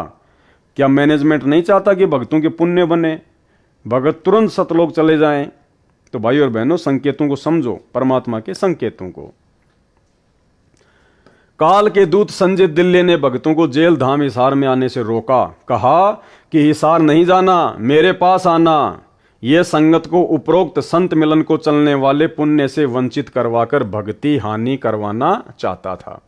परंतु दास के आदेश के पश्चात और अधिक संगत हिसार आने लगी, जबकि आदेश किसी ने नहीं सुना। गुरुजी का किसी ने नहीं सुना कि भाई तुम हिसार की तारीखों पे आओ, हिसार की तारीखों पे आओ। जब तक सूरज चांद रहेगा भक्तों भक्तमतियों तुम्हारा नाम रहेगा। कौन से भगत और भक्तमतियों का? जो ज्ञान को आधार बनाकर चल रहे हैं उनका इस परीक्षा के समय में। इस प्रकार जो मुकदमे में हैं वे मुकदमे की सेवा में हिसार कोर्ट में पेशी पर आते हैं, उनको भी यही लाभ मिलता है। उनको तो मार मार खीर खिलाई जा रही है। किनको? जिन लोगों के ऊपर बरवाला कांड में मुकदमे लगे थे। गुरुदेव कह रहे हैं उनको तो मार मार खीर खिलाई जा रही है। इसका अर्थ यह है कि यदि उन भक्तों के ऊपर परमात्मा बरवाला कांड में मुकदमे नहीं लगवाता तो वो भगत अब तक परमात्मा से दूर हो चुके होते, वो भक्ति छोड़ चुके होते। या तो अपनी पहले वाली पूजा पाठ में लग जाते या दूसरे पंथों में चले जाते। लेकिन अच्छी आत्माएं थी, इसलिए परमात्मा ने उनको अपने चरणों में लगाए रखने के लिए उनके ऊपर मुकदमे लगवाए, ताकि वो मजबूरी वश परमात्मा से जुड़े रहें, अपने गुरुजी से जुड़े रहें। इसलिए परमात्मा कह रहे हैं उनको तो मार मार के खीर खिलाई जा रही है। धन्य भाग है उनका, पूर्ण ज्ञान है उनको भी, नहीं तो विचलित हो जाते। कोई भी टस से मस नहीं हुआ। 1-2 ज्ञान में कच्चे थे, वह उसके संजय दिल्ली के जाल में फंसे हैं, ना कि पवन दास के जाल में। गीता अध्याय 3 श्लोक 14-15 का सरलार्थ। संपूर्ण प्राणी अन्न से उत्पन्न होते हैं, क्योंकि नर मादा से उत्पत्ति उनके शरीर से निकले बीज से होती है। बीज अन्न खाने से बनता है। इसलिए कहा है अन्न की उत्पत्ति वृष्टि बारिश के जल से होती है। पहले समय में सब कृषि बारिश पर निर्भर थी। इसलिए कहा है बारिश यज्ञ धार्मिक अनुष्ठान जो विधि विधान से किया जाता है उससे होती है। धार्मिक अनुष्ठान शास्त्रों में वर्णित विधि से किए कर्मों से होता है। कर्म काल ब्रह्म ने उत्पन्न किए, क्योंकि काल ब्रह्म ज्योति निरंजन के लोक में सब प्राणियों को कर्म करके ही खाने पीने की सुविधाएं मिलती हैं। केवल सतलोक जो सबका निज घर है उसमें बिना कर्म किए सब सुविधाएं मिलती हैं। और ब्रह्म यानी क्षर पुरुष यानी ज्योति निरंजन की उत्पत्ति अविनाशी परमात्मा यानी पूर्ण ब्रह्म कबीर जी से जान। ज्योति निरंजन की उत्पत्ति किससे? पूर्ण ब्रह्म कबीर साहिब से। इससे स्वयं सिद्ध है कि सर्वगतम ब्रह्म परम अक्षर ब्रह्म सदा ही धार्मिक अनुष्ठानों में प्रतिष्ठित है। सर्वगतम ब्रह्म का अर्थ है जिस परमात्मा की सत्ता सबके ऊपर है, जो सब जगह निर्बाध जा सकता है, ब्रह्मा, विष्णु तथा शिव तीनों काल ब्रह्म के निज निवास 21वें ब्रह्मांड में नहीं जा सकते। ये सर्वगतम सर्वव्यापी नहीं है। काल ब्रह्म क्षर पुरुष अक्षर पुरुष के लोक में नहीं जा सकता। यह भी सर्वगतम ब्रह्म अर्थात सर्वव्यापी परमात्मा नहीं है। अक्षर पुरुष परम अक्षर ब्रह्म के सतलोक में नहीं जा सकता, इसलिए यह भी सर्वगतम ब्रह्म अर्थात सर्वव्यापी परमात्मा नहीं है। परंतु परम अक्षर ब्रह्म अर्थात कबीर देव सतगुरु रामपाल जी भगवान सत्य पुरुष कबीर जी सब लोकों में निर्बाध रूप से जा सकता है। वेद भी कहते हैं कि पूर्ण परमात्मा ऊपर सबसे ऊपर के लोक में बैठा है, वहां से चलकर पृथ्वी पर आता है। रास्ते में अक्षर पुरुष का लोक भी है, उसमें भी आता है, फिर क्षर पुरुष के लोक में पृथ्वी पर आता है। संत गरीबदास जी ने भी यही कहा है कि अजब नगर में ले गए हमको सतगुरु आण, जिल के बिंब अगाध गति सूते चादर ताण।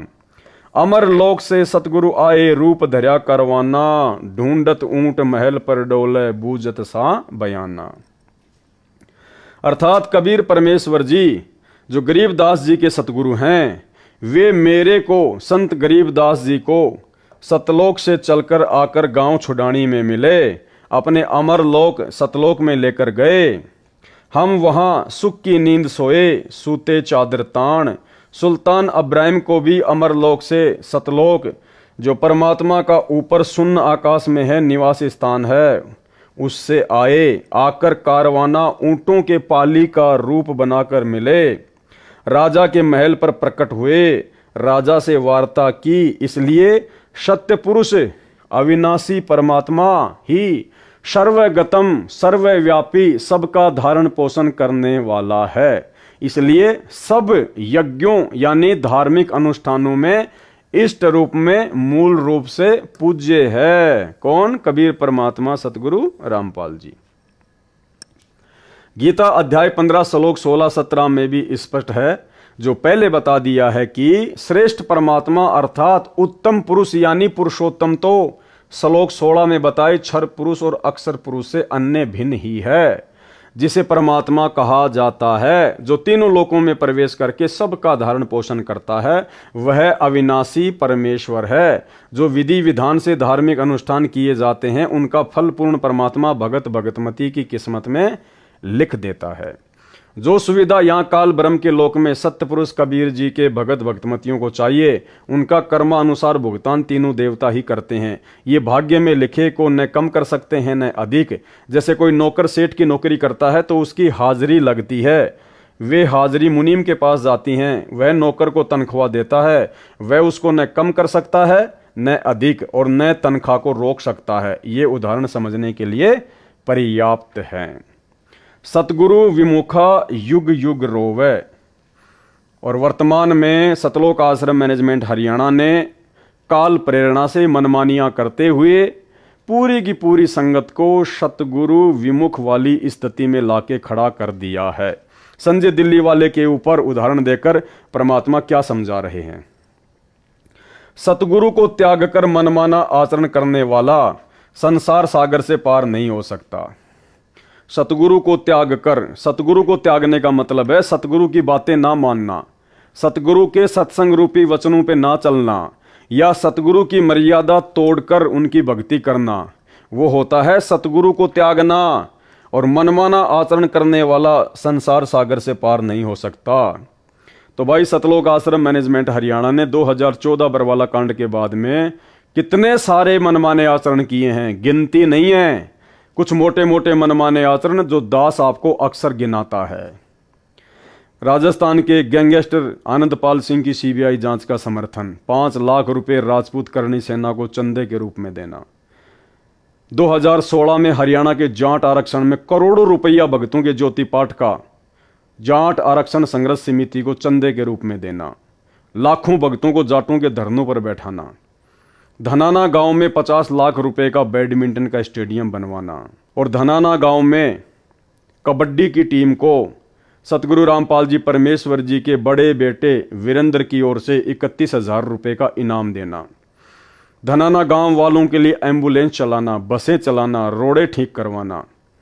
और इसके अलावा ना जाने कितने कुकर्म जो परमेश्वर के भक्ति विधान के बिल्कुल खिलाफ हैं। इसको कहते हैं मनमाना आचरण। तो ऐसा मनमाना आचरण करने वाले और संगत से करवाने वाले को गुरुदेव क्या कह रहे हैं? सतगुरु को त्याग कर मनमाना आचरण करने वाला संसार सागर से पार नहीं हो सकता। उस आत्मा का कल्याण सतगुरु जी की शरण में रहकर मर्यादा का पालन करते हुए आजीवन भक्ति करने से ही होगा। उदाहरण, परमेश्वर कबीर जी को एक जीव को काल के जाल से निकालने के लिए बहुत लंबा संघर्ष करना पड़ता है। आप सब भगत भगतमती जो मुझ दास से दीक्षित हो, आपके पीछे परमेश्वर कबीर जी युगों से लगे हैं आपको शरण में लेने के लिए, यानी काल ब्रह्म के जाल से निकालने के लिए। इतना घोर कष्ट उठाया है जितना सुल्तान अब्राहिम अधम व कमाली को काल के जाल से निकालने में कष्ट उठाए थे। सुल्तान अधम के लिए जो सम्मन वाली आत्मा थी, कभी ऊंट वाला बने, कभी यात्री का वेश बनाया, वे नौकरानी का वेश बनाकर बाग में गए। 3 कोरड़ों की चोट खाई। किसने खाई? कबीर परमात्मा ने। किस कबीर परमात्मा ने? सतगुरु रामपाल जी परमेश्वर कबीर परमात्मा ने 3 कोरड़ों की चोट खाई। फिर 3 कुत्ते लेकर जंगल में लीला की, आखिर में उसे काल की दलदल से निकाल कर छोड़ा। संत गरीबदास जी को कबीर परमेश्वर जी ने बताया है कि जो जन मेरी शरण है ताका हूं मैं दास, और गैल गैल लाग्या फिरूं जब तक धरती आकाश। एक ही उदाहरण आपको सब प्रमाण देगा जो इस प्रकार हैं। जीव को अपनी शरण में लेने के लिए परमेश्वर कबीर जी पहले जीव की शरण में स्वयं जाते हैं, यानी समझाने के लिए। प्रमाण, जो कमाली लड़की शेख तकी की बेटी थी, उसको कैसे शरण में लिया और सतगुरु शरण त्याग कर उसने क्या क्या कष्ट उठाए, तथा अंत में सतगुरु शरण में आकर ही मोक्ष प्राप्त किया। एक पुस्तक दास ने लिखी है, आध्यात्मिक ज्ञान गंगा। उसमें परमेश्वर कबीर जी का चारों युगों में प्रकट होने का वर्णन है। सतयुग तथा त्रेता युग में स्वामी रामानंद काशी वाले की आत्मा वेद विद व गंगाधर नाम का ऋषि था, तथा कमाली वाली आत्मा उसकी पत्नी दीपिका व सूर्या नाम से थी। जो दोनों युगों में जन्मे वे दोनों प्रत्येक युग में पति पत्नी बने, दोनों जन्मों में निसंतान रहे। उन आत्माओं को शरण में लेने के लिए परमेश्वर कबीर जी दोनों युगों में बालक रूप में उनको मिले। उनको अपने परवरिश की सेवा देकर पुण्य भागी बनाया, परंतु उन जीवनों में उन दोनों ने दीक्षा नहीं ली। शरीर छोड़कर दोनों स्वर्ग गए, फिर दोनों का पृथ्वी पर भिन्न भिन्न स्थानों पर जन्म होता रहा। स्वामी रामानंद जी को भी कलयुग में शिष्य बनकर शरण में लिया। कमाली की कथा इस प्रकार है। दीपिका व सूर्या वाली आत्मा मुसलमान धर्म में राबिया नाम की कन्या के रूप में जन्मी। जब वह 12-13 वर्ष की थी तब सतपुरुष कबीर जी उसको जिंदा बाबा के रूप में जंगल में मिले। उसे ज्ञान समझाया। पूर्व जन्म के शुभ संस्कार से, यहाँ पर यह प्रिंटिंग में मिस्टेक हुई है, सतलोक आश्रम मैनेजमेंट हरियाणा के द्वारा। यहाँ पर ये लड़की है, ना कि ये लकड़ी। उसे ज्ञान समझाया। पूर्व जन्म के शुभ संस्कार से लड़की ने शीघ्र ज्ञान समझकर दीक्षा ले ली। 4 वर्ष वह साधना की, फिर धर्म के व्यक्तियों के दबाव से त्याग दी। मुसलमान धर्म वाली साधना करने लगी। पूरी कथा आप पुस्तक आध्यात्मिक ज्ञान गंगा तथा पुस्तक कबीर परमेश्वर में पढ़ें। यहाँ केवल उसी प्रसंग पर चर्चा करूंगा जो आप जी को समझाना चाहता हूं। राबिया गुरुद्रोही नहीं हुई, गुरु विमुख हो गई, यानी गुरु जी को त्याग दिया, यानी उनके द्वारा बताई सत्य साधना किसी कारण से त्याग दी, जिस कारण से उसको पूर्व जन्मों में की बाल भगवान कबीर जी की सेवा तथा राबी वाले जन्म में 4 वर्ष की सत्य साधना से 3 मानव जन्म और मिले। राबिया वाले जन्म में विवाह हुआ, परंतु पति से मिलन भी नहीं किया। आजीवन ब्रह्मचार्य का पालन किया। मक्का धाम की हज यात्रा के दौरान मार्ग में एक कुतिया जो प्यास से मरने वाली थी को कुएं से जल निकाल कर पिलाया, उसकी जान बचाई। कुएं की बाल्टी कुएं में गिरी थी, यानी बाहर नहीं थी। राबिया ने अपने सिर के बाल उखाड़े, उसकी रस्सी बनाई, अपने शरीर के वस्त्र उतार कर रस्सी से बांधे, कुएं में वस्त्र भिगो भिगो कर कुतिया की प्यास बुझाई। सिर से रक्त निकला, उसे वस्त्रों के जल से साफ किया। गीले वस्त्र पहने यात्रा पर पैदल जा रही थी, चलने लगी। उसी समय मक्का वाला मंदिर उड़कर कुएं के साथ लगकर खड़ा हो गया। राबिया तो चली ही मक्के के लिए थी। तुरंत मक्के में प्रवेश किया। मक्का हवाई जहाज की तरह उड़ चला, उसी स्थान पर स्थापित हो गया। पूरे मुसलमान समाज में राबिया की भक्ति की चर्चा हुई। सबने मान लिया कि राबिया तो सीधी स्वर्ग बहिशत में जाएगी, परंतु ऐसा नहीं हुआ। संत गरीबदास जी ने बताया है कि गोरख से ज्ञानी घणे, सुखदेव जति जिहान, सीता सी बहु भारिया, संत दूर अस्तान। अर्थात गोरखनाथ जी परमात्मा कबीर जी से ज्ञान सुनकर मान बैठा था कि मेरे समान कोई ज्ञानी नहीं, परंतु पार नहीं हुआ क्योंकि उसको निज नाम नहीं मिला। परमेश्वर कबीर जी ने कहा कि 33 अरब ज्ञान हम भाखा, मूल ज्ञान हम गुप्त ही राखा। सुखदेव ऋषि जैसे जति पुरुष दुनिया भर के हैं, यानी अनेकों हैं जो केवल अपनी पत्नी तक ही सीमित रहे हैं तथा पर स्त्री को कभी नहीं छुआ। सीता जैसी भारिया पत्नी बहुत हैं जो अपने पति के अतिरिक्त अन्य पुरुष में सौपन में भी आस्था नहीं करती। परंतु मोक्ष तो सतगुरु की शरण में सत्य साधना मर्यादा में रहकर करने से होगा, यानी मर्यादा भक्ति में प्रथम है। और जिन मर्यादाओं का अकाल सतलोक आश्रम मैनेजमेंट हरियाणा के साथ जुड़ी हुई संगत में पड़ा हुआ है, केवल उपरोक्त महिमा से नहीं होगा।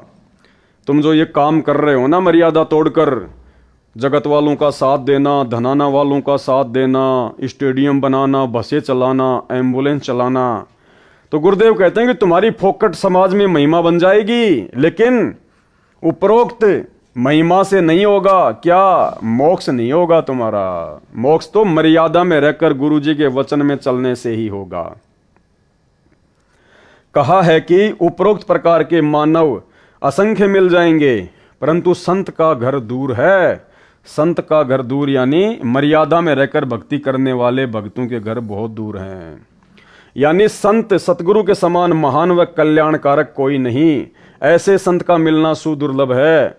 गीता अध्याय 7 श्लोक 19 में भी काल ब्रह्म ने कहा है कि हे अर्जुन, बहुनाम जन्मानाम अंतते ज्ञानवान माम पर पद्धते वासुदेव सर्वम इति स महात्मा सुदुर्लभ है।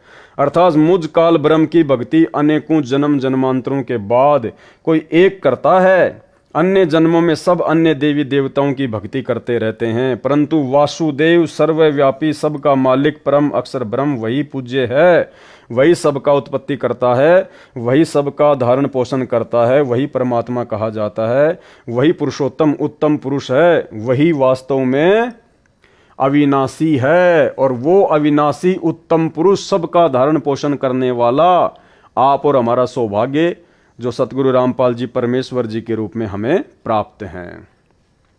उसी की पूजा करो, उसी परम अक्षर ब्रह्म की पूजा करो, अविनाशी परमात्मा की। यह ज्ञान बताने वाला और उसके पास तीनों नाम हों, उसको सार शब्द का ज्ञान हो। और भाइयों और बहनों, अगले वीडियो में उसी सार शब्द का सतगुरु रामपाल जी भगवान ने इसी पुस्तक जब जब भूल पड़े के पेज नंबर 53 पर स्पष्ट रूप से जिक्र कर रखा है। अगले वीडियो में आप लोगों को पता चलेगा कि वास्तव में सार शब्द क्या है। बिल्कुल सार्वजनिक कर रखा है परमात्मा ने। और जो भोले भाई बहन अज्ञानता में, नादानी में, जल्दबाजी में कि ना जाने गुरुजी सार जेल से आएंगे या नहीं आएंगे, मैनेजमेंट वाले सार नाम दे रहे हैं, ले लो ले लो ले लो, सार शब्द ले लो। 1-1 लाख रुपए दे के सार शब्द ले लिया, 21-21 हजार रुपए दे के सार नाम ले लिया। अब उनको पता चलेगा कि वास्तव में तुम्हें जो सार शब्द के नाम पे मंत्र दिए गए हैं वो क्या है। और गुरुदेव भगवान ने इसी 80 पेज के लेटर में और पेज नंबर 53 पर सार शब्द क्या बताया है,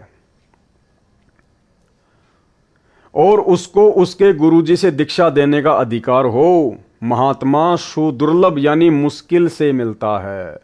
संत गरीबदास जी ने कहा है कि कोट्यों मध्य कोई नहीं रे झुमकरा, अरबों में कोई ग्रक सुनो रे झुमकरा।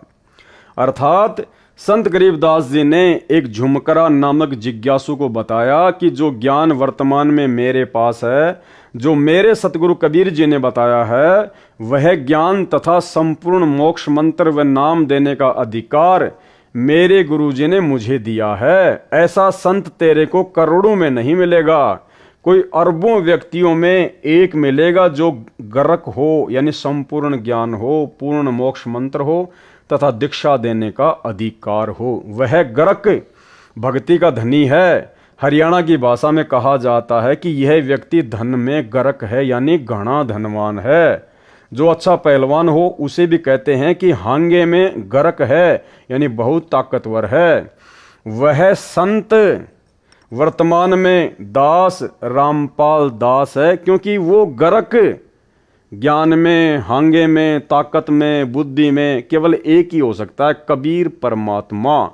और वही कबीर परमात्मा आप और हमारा सौभाग्य, जो सतगुरु रामपाल जी परमेश्वर जी के रूप में धरती पर प्रकट हैं। सतगुरु कबीर जी स्वयं संत बने। अब देखना, संकेत भी कर दिया परमात्मा ने। यहां तो लिख दिया कि वह संत वर्तमान में दास रामपाल दास है।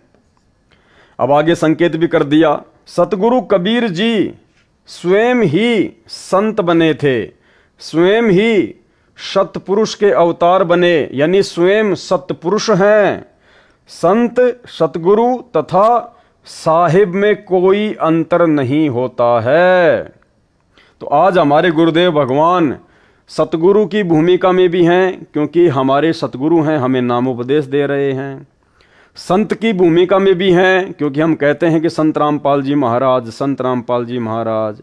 भगत की भूमिका में भी हैं, क्योंकि 17 फरवरी 1988 को आदरणीय राम देवानंद जी से इन्होंने नाम दीक्षा ली लोक दिखावे में। तो सतगुरुदेव भगवान स्वयं परमात्मा तो हैं ही हैं, साहिब तो हैं ही हैं, संत की भूमिका में भी हैं, साधु की भूमिका में भी हैं, सतगुरु की भूमिका में भी हैं और सत्य पुरुष भी हैं। तो यहाँ गुरुदेव ने इशारा कर दिया कि वो कबीर परमात्मा, वो सतगुरु कबीर जी जो स्वयं ही संत बनते हैं, सतपुरुष बनते हैं, सतगुरु बनते हैं, उसमें और साहिब में यानी परमात्मा में कोई अंतर नहीं होता है।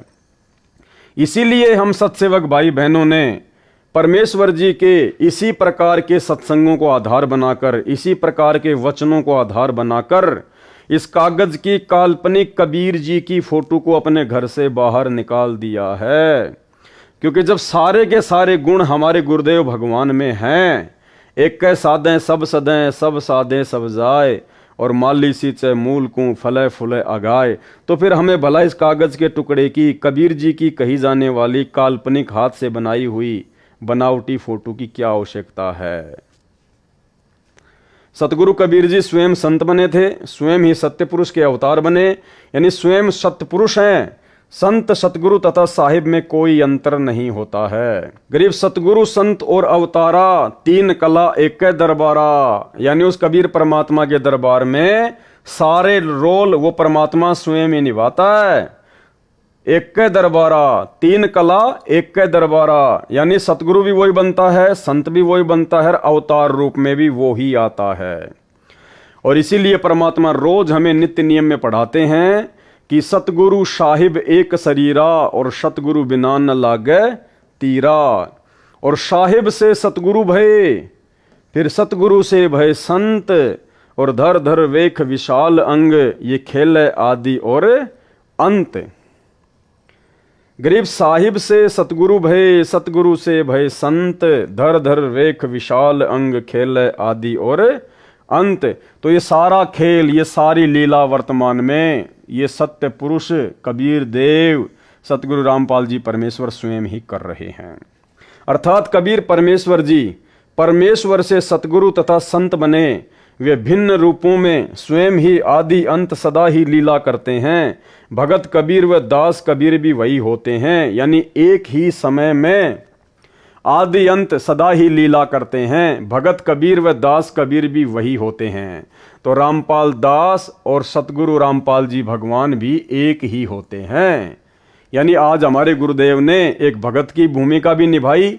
17 फरवरी 1988 को आदरणीय राम देवानंद जी से दीक्षा लेकर उनको अपना मुंह बोला गुरु बनाकर लोक दिखावे में, और सन 1994 में सत्संग और नाम दीक्षा देकर सतगुरु की भूमिका भी निभाई। तो क्या कह रहे हैं, भगत कबीर व दास कबीर भी वही होते हैं। यानी एक ही समय में वे सतगुरु, संत, दास तथा भगत होते हैं और ये सारे गुण सतगुरु रामपाल जी भगवान में विद्यमान हैं। सन 1994 से इन्होंने आप और हमारे को नाम दीक्षा देनी शुरू की, तो क्या बन गए, सतगुरु। 17 फरवरी 1988 को इन्होंने लोक दिखावे में लीला करते हुए आदरणीय राम देवानंद जी से नाम दीक्षा ली, तो क्या बने, नाम दीक्षा लेकर भगत। और हम अपने गुरुदेव को क्या कहते हैं, संत रामपाल जी भगवान, तो क्या बने, संत। और सत्य पुरुष फिर ये स्वयं है ही, क्योंकि ये सारी लीला सत्य पुरुष स्वयं ही करता है। जो साकट संजय दिल्ली कहता है कि, ना कि पवनदास कहता है, कौन कहता है, साकट संजय दिल्ली कहता है कि एक समय में एक सतगुरु होता है, एक संत एक ही दोनों रूप में नहीं होता, उसकी यह भी झूठ सिद्ध हुई। कथा राबिया की चल रही है। राबिया के चमत्कार को देखकर सबने स्वर्ग में जाने योग्य मान ली, परंतु उस पुण्यात्मा की बहुत दुर्गति हुई। राबिया का शरीर त्याग कर कन्या का मानव जन्म प्राप्त हुआ, उसमें वैश्या का नारकीय जीवन जिया। गणिका का शरीर त्याग बंसुरी नाम की कन्या का जन्म मुसलमान धर्म में हुआ। प्रसिद्ध गायिका हुई, अल्लाह की महिमा के शब्द गाया करती थी, मुसलमान धर्म के अनुसार धार्मिक क्रिया करती थी। बांसुरी ने मुसलमान काजी, मुल्ला व पीरों से सुना था कि जो मक्का में बनी धार्मिक मस्जिद में मर जाता है वह सीधा जन्नत अर्थात स्वर्ग में जाता है। बांसुरी वाली आत्मा अल्लाह के प्रति कुर्बान थी, क्योंकि पिछले जन्म की भक्ति थी, मजबूत भक्ति संस्कार थे, परमात्मा की चाहत थी।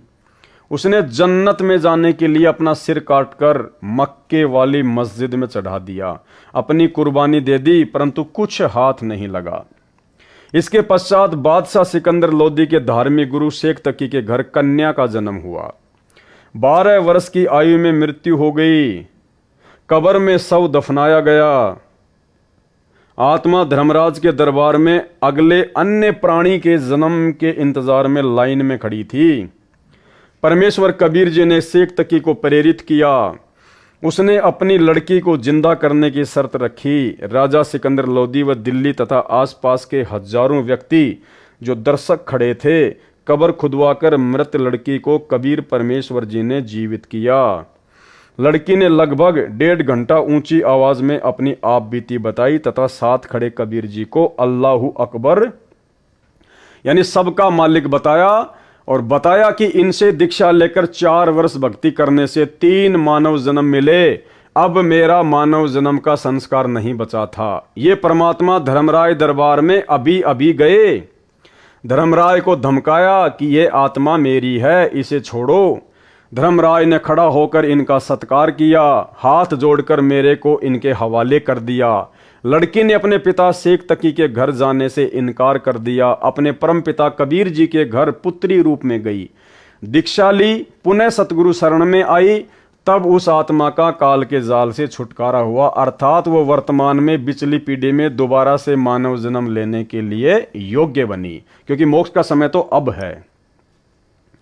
आप सभी आत्माएं जो दास रामपाल के उपदेशी हैं और जो आगे दीक्षा लेंगे, उन सब को परमात्मा कबीर जी ऐसे ही युगों युगों से पीछे पकड़कर धर्म कर्म भक्ति से चार्ज करते रहे हैं। अब आप मोक्ष प्राप्ति के अंतिम चरण में हो। आप और हमें कह रहे हैं सतगुरु रामपाल जी भगवान कि वो आत्माएं जिनके आप जी वर्तमान में उदाहरण सुन रहे हो, सेऊ, सम्मन, नेकी, अब्राहिम सुल्तान, धर्मदास, नानक जी, कह रहे हैं वो आप ही हो। परमात्मा युगों युगों से आपको पकड़ पकड़ कर इस बिचली पीढ़ी में मोक्ष के टाइम में लेकर आए हैं। अब आप मोक्ष प्राप्ति के अंतिम चरण में हो। अब गलती ना करो। यानी वो अंतर्यामी परमात्मा सारे कुकर्म हिसार जेल में बैठकर संजय दिल्ली वाले के और सतलोक आश्रम मैनेजमेंट हरियाणा के देख रहा है। इसलिए परमेश्वर कह रहा है कि अपने मनुष्य जीवन के मकसद को समझो। बड़ी मुश्किल से परमात्मा तुम्हें यहां तक लेकर आया है, काल से बचाकर। तुम सारी प्रोसीजर को पार करके इस स्थिति में आए हो कि तुम्हारा मोक्ष हो सके। और अब यदि बात बिगाड़ दोगे तो ना घर के रहोगे ना घाट के। अब आप मोक्ष प्राप्ति के अंतिम चरण में हो। अब गलती ना करो, दया करो उस परमेश्वर पर, उस परमेश्वर पर, यानी सतगुरु रामपाल जी परमेश्वर जी अपने लिए कह रहे हैं कि दया करो उस परमेश्वर पर जो तुम्हारे लिए इतना दुख उठा रहा है। दया करो उस परमेश्वर पर। ये संजय के आगे परमात्मा नहीं गिड़गिड़ाएंगे, वो तो गुरुद्रोही है, वो तो काल का दूत है। परमात्मा ने पहले ही आपको साबित कर दिया कि काल ने स्पेशल अपना दूत भेजा हुआ है संजय को। तो यहां परमात्मा काल के दूत के आगे हाथ नहीं जोड़ेंगे, काल के दूत को नहीं कहेंगे कि दया करो उस परमेश्वर पर। यहां परमात्मा संकेत कर रहे हैं, सतलोक आश्रम मैनेजमेंट हरियाणा से जुड़ी हुई लाखों की संगत को इशारा कर रहे हैं परमात्मा। मैनेजमेंट वालों को भी नहीं कह रहे, क्योंकि मैनेजमेंट वाले भी पक्के काल के दूत हैं। यहां परमेश्वर अपनी प्यारी संगत को, जो नादानी और अज्ञानता में साध संगति की वीडियो ना देखकर सतलोक आश्रम मैनेजमेंट हरियाणा के मनमाने पाखंड में फंसी हुई है, तो क्या कहा परमेश्वर जी ने, अब आप मोक्ष प्राप्ति के अंतिम चरण में हो, अब गलती ना करो, दया करो उस परमेश्वर पर। यानी स्वयं गुरु जी अपने लिए कह रहे हैं कि मुझ पर दया करो। आगे आपको इसी पुस्तक में 2-3 छोटे छोटे लेटर और हैं जो गुरुदेव ने ऐड कर रखे हैं। वो लेटर जब आप पढ़ोगे तब आपको पता चलेगा। गुरुजी स्पष्ट रूप से सतलोक आश्रम मैनेजमेंट हरियाणा वालों से हाथ जोड़ रहे हैं कि मुझ रामपाल दास पर रहम करो, दया करो। गरीब लख भर सूरा जूझ ही, लख भर सावंत दे, और लख भर यति जिहान में तब सतगुरु शरणा ले। यानी हम इतने मानव जन्म प्राप्त करके, ऐसे ऐसे विशेष मानव जन्म भी हमने प्राप्त किए हैं, तब कहीं जाकर हमारे को सतगुरु की शरण मिलती है। लख भर सूरा जूझ ही, सूरा यानी सूरवीर, जो युद्ध के मैदान में मर जाएगा लेकिन पीछे नहीं हटता, उसको कहते हैं सूरवीर। जो दूसरों के ऊपर होते हुए जुल्मों को, अत्याचारों को देख नहीं सकता, सहन नहीं कर सकता, उसको कहते हैं सूरवीर। तो गुरुदेव भगवान कह रहे हैं कि आप कोई सामान्य आत्माएं नहीं हो। लख भर आपने लाखों बार ऐसे सूरवीर महापुरुषों के जन्म प्राप्त किए हैं। और लख भर सावंत दे, सावंत दे परमात्मा ने उस व्यक्ति को बताया जिसके दोनों हाथ या एक हाथ घुटने से नीचे तक होता है, उसको सावंत दे प्राणी कहते हैं। श्री रामचंद्र जी, दशरथ पुत्र श्री रामचंद्र जी सावंत दे थे। तो गुरुदेव कह रहे हैं कि तुमने ऐसे ऐसे भी लाखों जन्म प्राप्त किए हैं, क्योंकि सावंत दे उसको प्राप्त होती है जिसके पास में भक्ति धन बहुत ज्यादा होता है। और लख भर यति जिहान में, यति वो पुरुष होता है जो अपनी स्त्री के अलावा किसी और की तरफ गंदी नजरों से नहीं देखता है, जैसे सुखदेव ऋषि और राजा रामचंद्र जी का भाई लक्ष्मण। तब सतगुरु शरणा ले, यानी तुम इतने संघर्ष कर चुके हो, ऐसे ऐसे महान महान महापुरुषों के तुम जन्म प्राप्त कर चुके हो, तब कहीं जाके उस पूर्ण ब्रह्म परमात्मा कबीर देव जी की, जो धरती पर सतगुरु रूप में आता है, उसकी शरण प्राप्त होती है। और परमेश्वर कह रहे हैं कि वो शरण आज वर्तमान में तुम्हें उस कबीर परमात्मा सतगुरु रामपाल जी की प्राप्त हो चुकी है। और अब यदि तुम अपना काम बिगाड़ोगे, अपनी बात बिगाड़ोगे, ज्ञान को आधार नहीं बनाओगे, देखा देखी में चलोगे तो मार खाओगे। अब आप मोक्ष प्राप्ति के अंतिम चरण में हो, अब गलती ना करो, दया करो उस परमेश्वर पर। गरीब लख भर सूरा जूझ ही, लख भर सावंत दे, लख भर यति जिहान में तब सतगुरु रामपाल जी अपनी शरण में ले। अर्थात पूर्व जन्म की धार्मिक कर्मी आत्मा सूरवीर होती है। सूरवीर कोई बुराई नहीं करता, निर्बल को नहीं सताता, अन्यायी बलवान से कभी नहीं डरता, अन्याय न करता है न सहन करता है, आन बान शान के लिए, देश के लिए, कौम के लिए कुर्बान हो जाता है, उल्टा कदम नहीं रखता।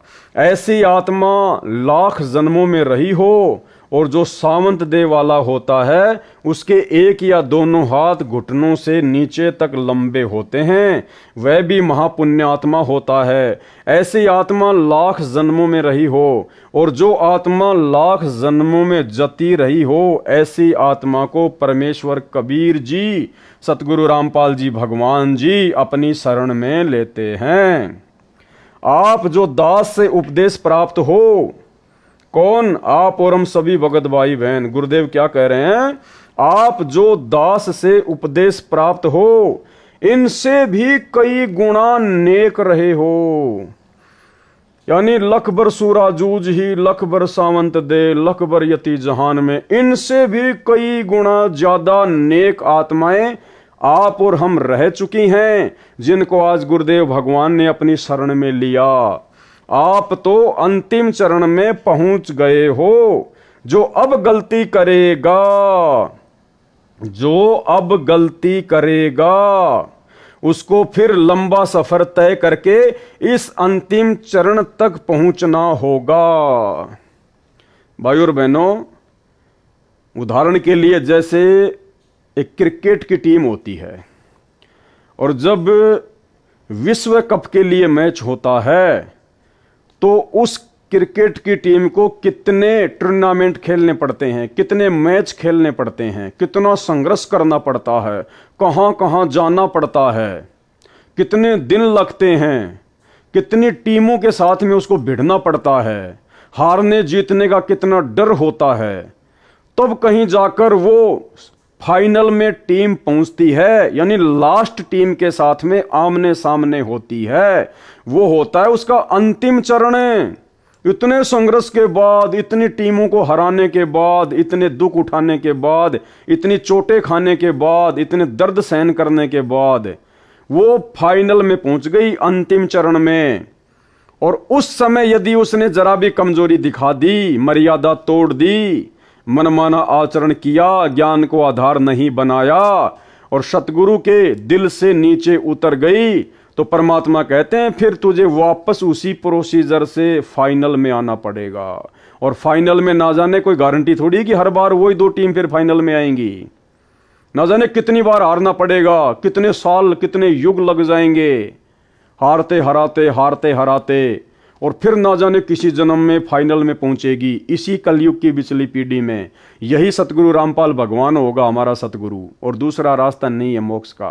तो परमात्मा कह रहे हैं तुम फाइनल में आ चुके हो, और अब यदि तुम जरा भी धोखा खा गए, जैसे सतलोक आश्रम मैनेजमेंट हरियाणा को काल ने धोखा देने के लिए ही खड़ा किया है।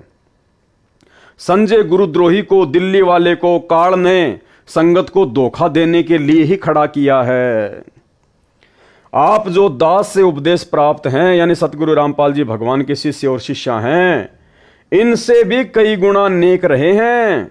आप तो अंतिम चरण में पहुंच गए हो। जो अब गलती करेगा उसको फिर लंबा सफर तय करके इस अंतिम चरण तक पहुंचना होगा। जो गुरुद्रोही नहीं हुआ, वैसे साधना त्याग कर मनमाना आचरण करने लगेगा, वह जो गुरुद्रोही हो गया। जो गुरुद्रोही नहीं हुआ, वैसे साधना त्याग कर मनमाना आचरण करने लगेगा, वह जो गुरुद्रोही हो गया, उसका तो बेड़ा गर्क हो जाएगा। उसको तो असंख्य युगों तक सतगुरु कबीर जी की शरण नसीब नहीं होगी।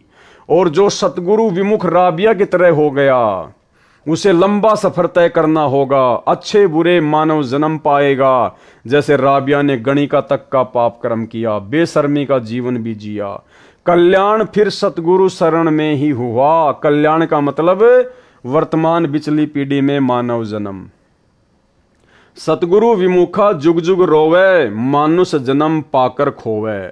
आप जी ने पिछले भगतों की दशा देखकर सबक लेना चाहिए, सतर्क हो जाना चाहिए। समझा है तो सिर धर पांव, बहुर नहीं रे ऐसा दाव। अर्थात यदि उपरोक्त विचारों से कुछ समझ आई है तो शीघ्र लौट आओ। किसको कह रहे हैं परमात्मा? संजय गुरुद्रोही के पीछे लगी हुई आत्माओं को, और संकेत रूप में सतलोक आश्रम मैनेजमेंट हरियाणा के पाखंड में फंसी हुई आत्माओं को। सतगुरु की शरण में, अर्थात यदि उपरोक्त विचारों से कुछ समझ आई है तो शीघ्र लौट आओ सतगुरु की शरण में। यह अंतिम चरण है, आपका यह दाव फिर नहीं लगेगा। परमेश्वर की प्रिय आत्माओं, यह है वह मूल ज्ञान, तत्व ज्ञान, सार ज्ञान जो आज तक दास रामपाल दास के अतिरिक्त किसी ने नहीं बताया। यह परमेश्वर कबीर जी के दया से मेरे गुरु भगवान स्वामी रामदेवानंद जी के आशीर्वाद से दास को स्पष्ट किया, आपके रूबरू किया, ऐसे यह नौमन सूत सुलझाया है। आगे परमेश्वर कह रहे हैं, काल का दूत होने की अन्य पहचान। अब भाई और बहनों, ये 50 नंबर पेज का लास्ट चैप्टर है, काल का दूत होने की पहचान।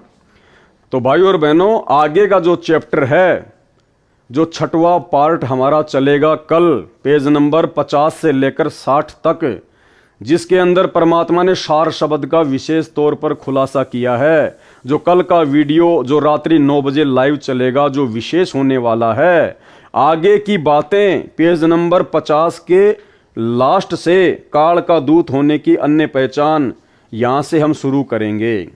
तो भाई और बहनों, ये 80 पेज का जो लेटर है, जो पुस्तक है, ये बहुत ही विशेष है, जो सतगुरु रामपाल जी परमेश्वर जी ने आप और हम आत्माओं को काल के षड्यंत्र से सावधान करने के लिए सांकेतिक रूप में लिखी है और सतलोक आश्रम मैनेजमेंट हरियाणा के माध्यम से ही संगत के घर घर में पहुंचा दी है।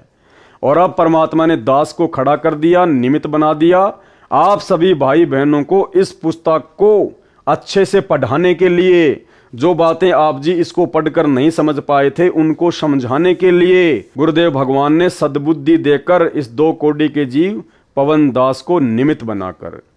तो भाई और बहनों, देखो कितना संघर्ष आप और हमारे लिए हमारे गुरुदेव भगवान कर रहे हैं। पहले तो गुरुदेव ने लगभग 20-21 साल तक, सन 1994 से 2014 तक गांव-गांव में सत्संग करके या आश्रम खोलकर सत्संग करके, दुनिया भर के झूठे मुकदमों को अपने ऊपर झेल कर, कितनी परेशानियां सहन करके परमात्मा ने इस अमृत ज्ञान को आप और हमारे तक पहुंचाया। उसके बाद बरवाला कांड हुआ, परमात्मा जेल में बैठे हैं, वहां से भी परमात्मा आप और हमारे लिए इतने चिंतित हैं कि परमेश्वर ने लगभग 45 एक घंटे के ऑडियो तो वहां से सत्संग रूप में भेज दिए हैं, बाकी लगातार हर सप्ताह आ ही रहे हैं। ऊपर से परमात्मा ने साध संगतियां शुरू करवा दी, हजारों की संख्या में गुरुदेव भगवान के सत्संगों के निष्कर्ष को उन्हीं के द्वारा प्रदान की गई सद्बुद्धि आधार से वीडियो बना बनाकर आप जी को समझाए जा रहे हैं। ये बहुत बड़ी मेहर परमात्मा ने आप और हमारे ऊपर बख्शी। ऊपर से परमेश्वर ने दया बख्शी, ये जो 80 पेज का लेटर आया है, इसके ऊपर 8 वीडियो बनने जा रहे हैं टोटल। तो भाई और बहनों, इतना सब कुछ मेटेरियल परमात्मा ने आप और हमें काल के षड्यंत्र से बचे रहने के लिए दिया है। और यदि हम अपनी मान बढ़ाई ईर्ष्या में उलझकर, राग द्वेष में उलझकर, एक दूसरे भगत भाई बहनों को छोटा बड़ा समझकर यदि हम इन बातों पर विचार नहीं करेंगे, परमेश्वर के संकेतों को समझने का प्रयास नहीं करेंगे, तो भाई और बहनों, ये जो अंतिम चरण है वर्तमान में, जो बड़ी मुश्किल से हमारे हाथ लगा है, ये यदि हाथ से निकल गया तो जन्म जन्मांतर बीत जाएंगे फिर दोबारा से परमेश्वर की शरण प्राप्त करने में। तो सत्सेवक भाई बहनों का विश्वास तो दृढ़ हो जाना चाहिए, उनकी आस्था तो 1% भी सपने में भी इन आश्रमों की तरफ नहीं लगनी चाहिए, और अपने गुरुजी के अतिरिक्त कोई और उनके दिलो दिमाग में पूज्य रूप में नहीं होना चाहिए। तो परमात्मा दया करें, इसी प्रकार से हम साध संगतियों के माध्यम से गुरुदेव भगवान का आशीर्वाद प्राप्त करते हुए आगे बढ़ते रहें। तो कल हमारा 6वां वीडियो बनेगा, जो कि रात्रि 9 बजे Facebook page Pawan Das is live पर लाइव चलाया जाएगा, जिसमें सार शब्द को लेकर विशेष खुलासा होगा। तो सभी भाई बहन परमात्मा से आज्ञा लेते हैं, कल फिर मिलते हैं। बंदी छोड़ सतगुरु रामपाल जी परमेश्वर जी की जय हो।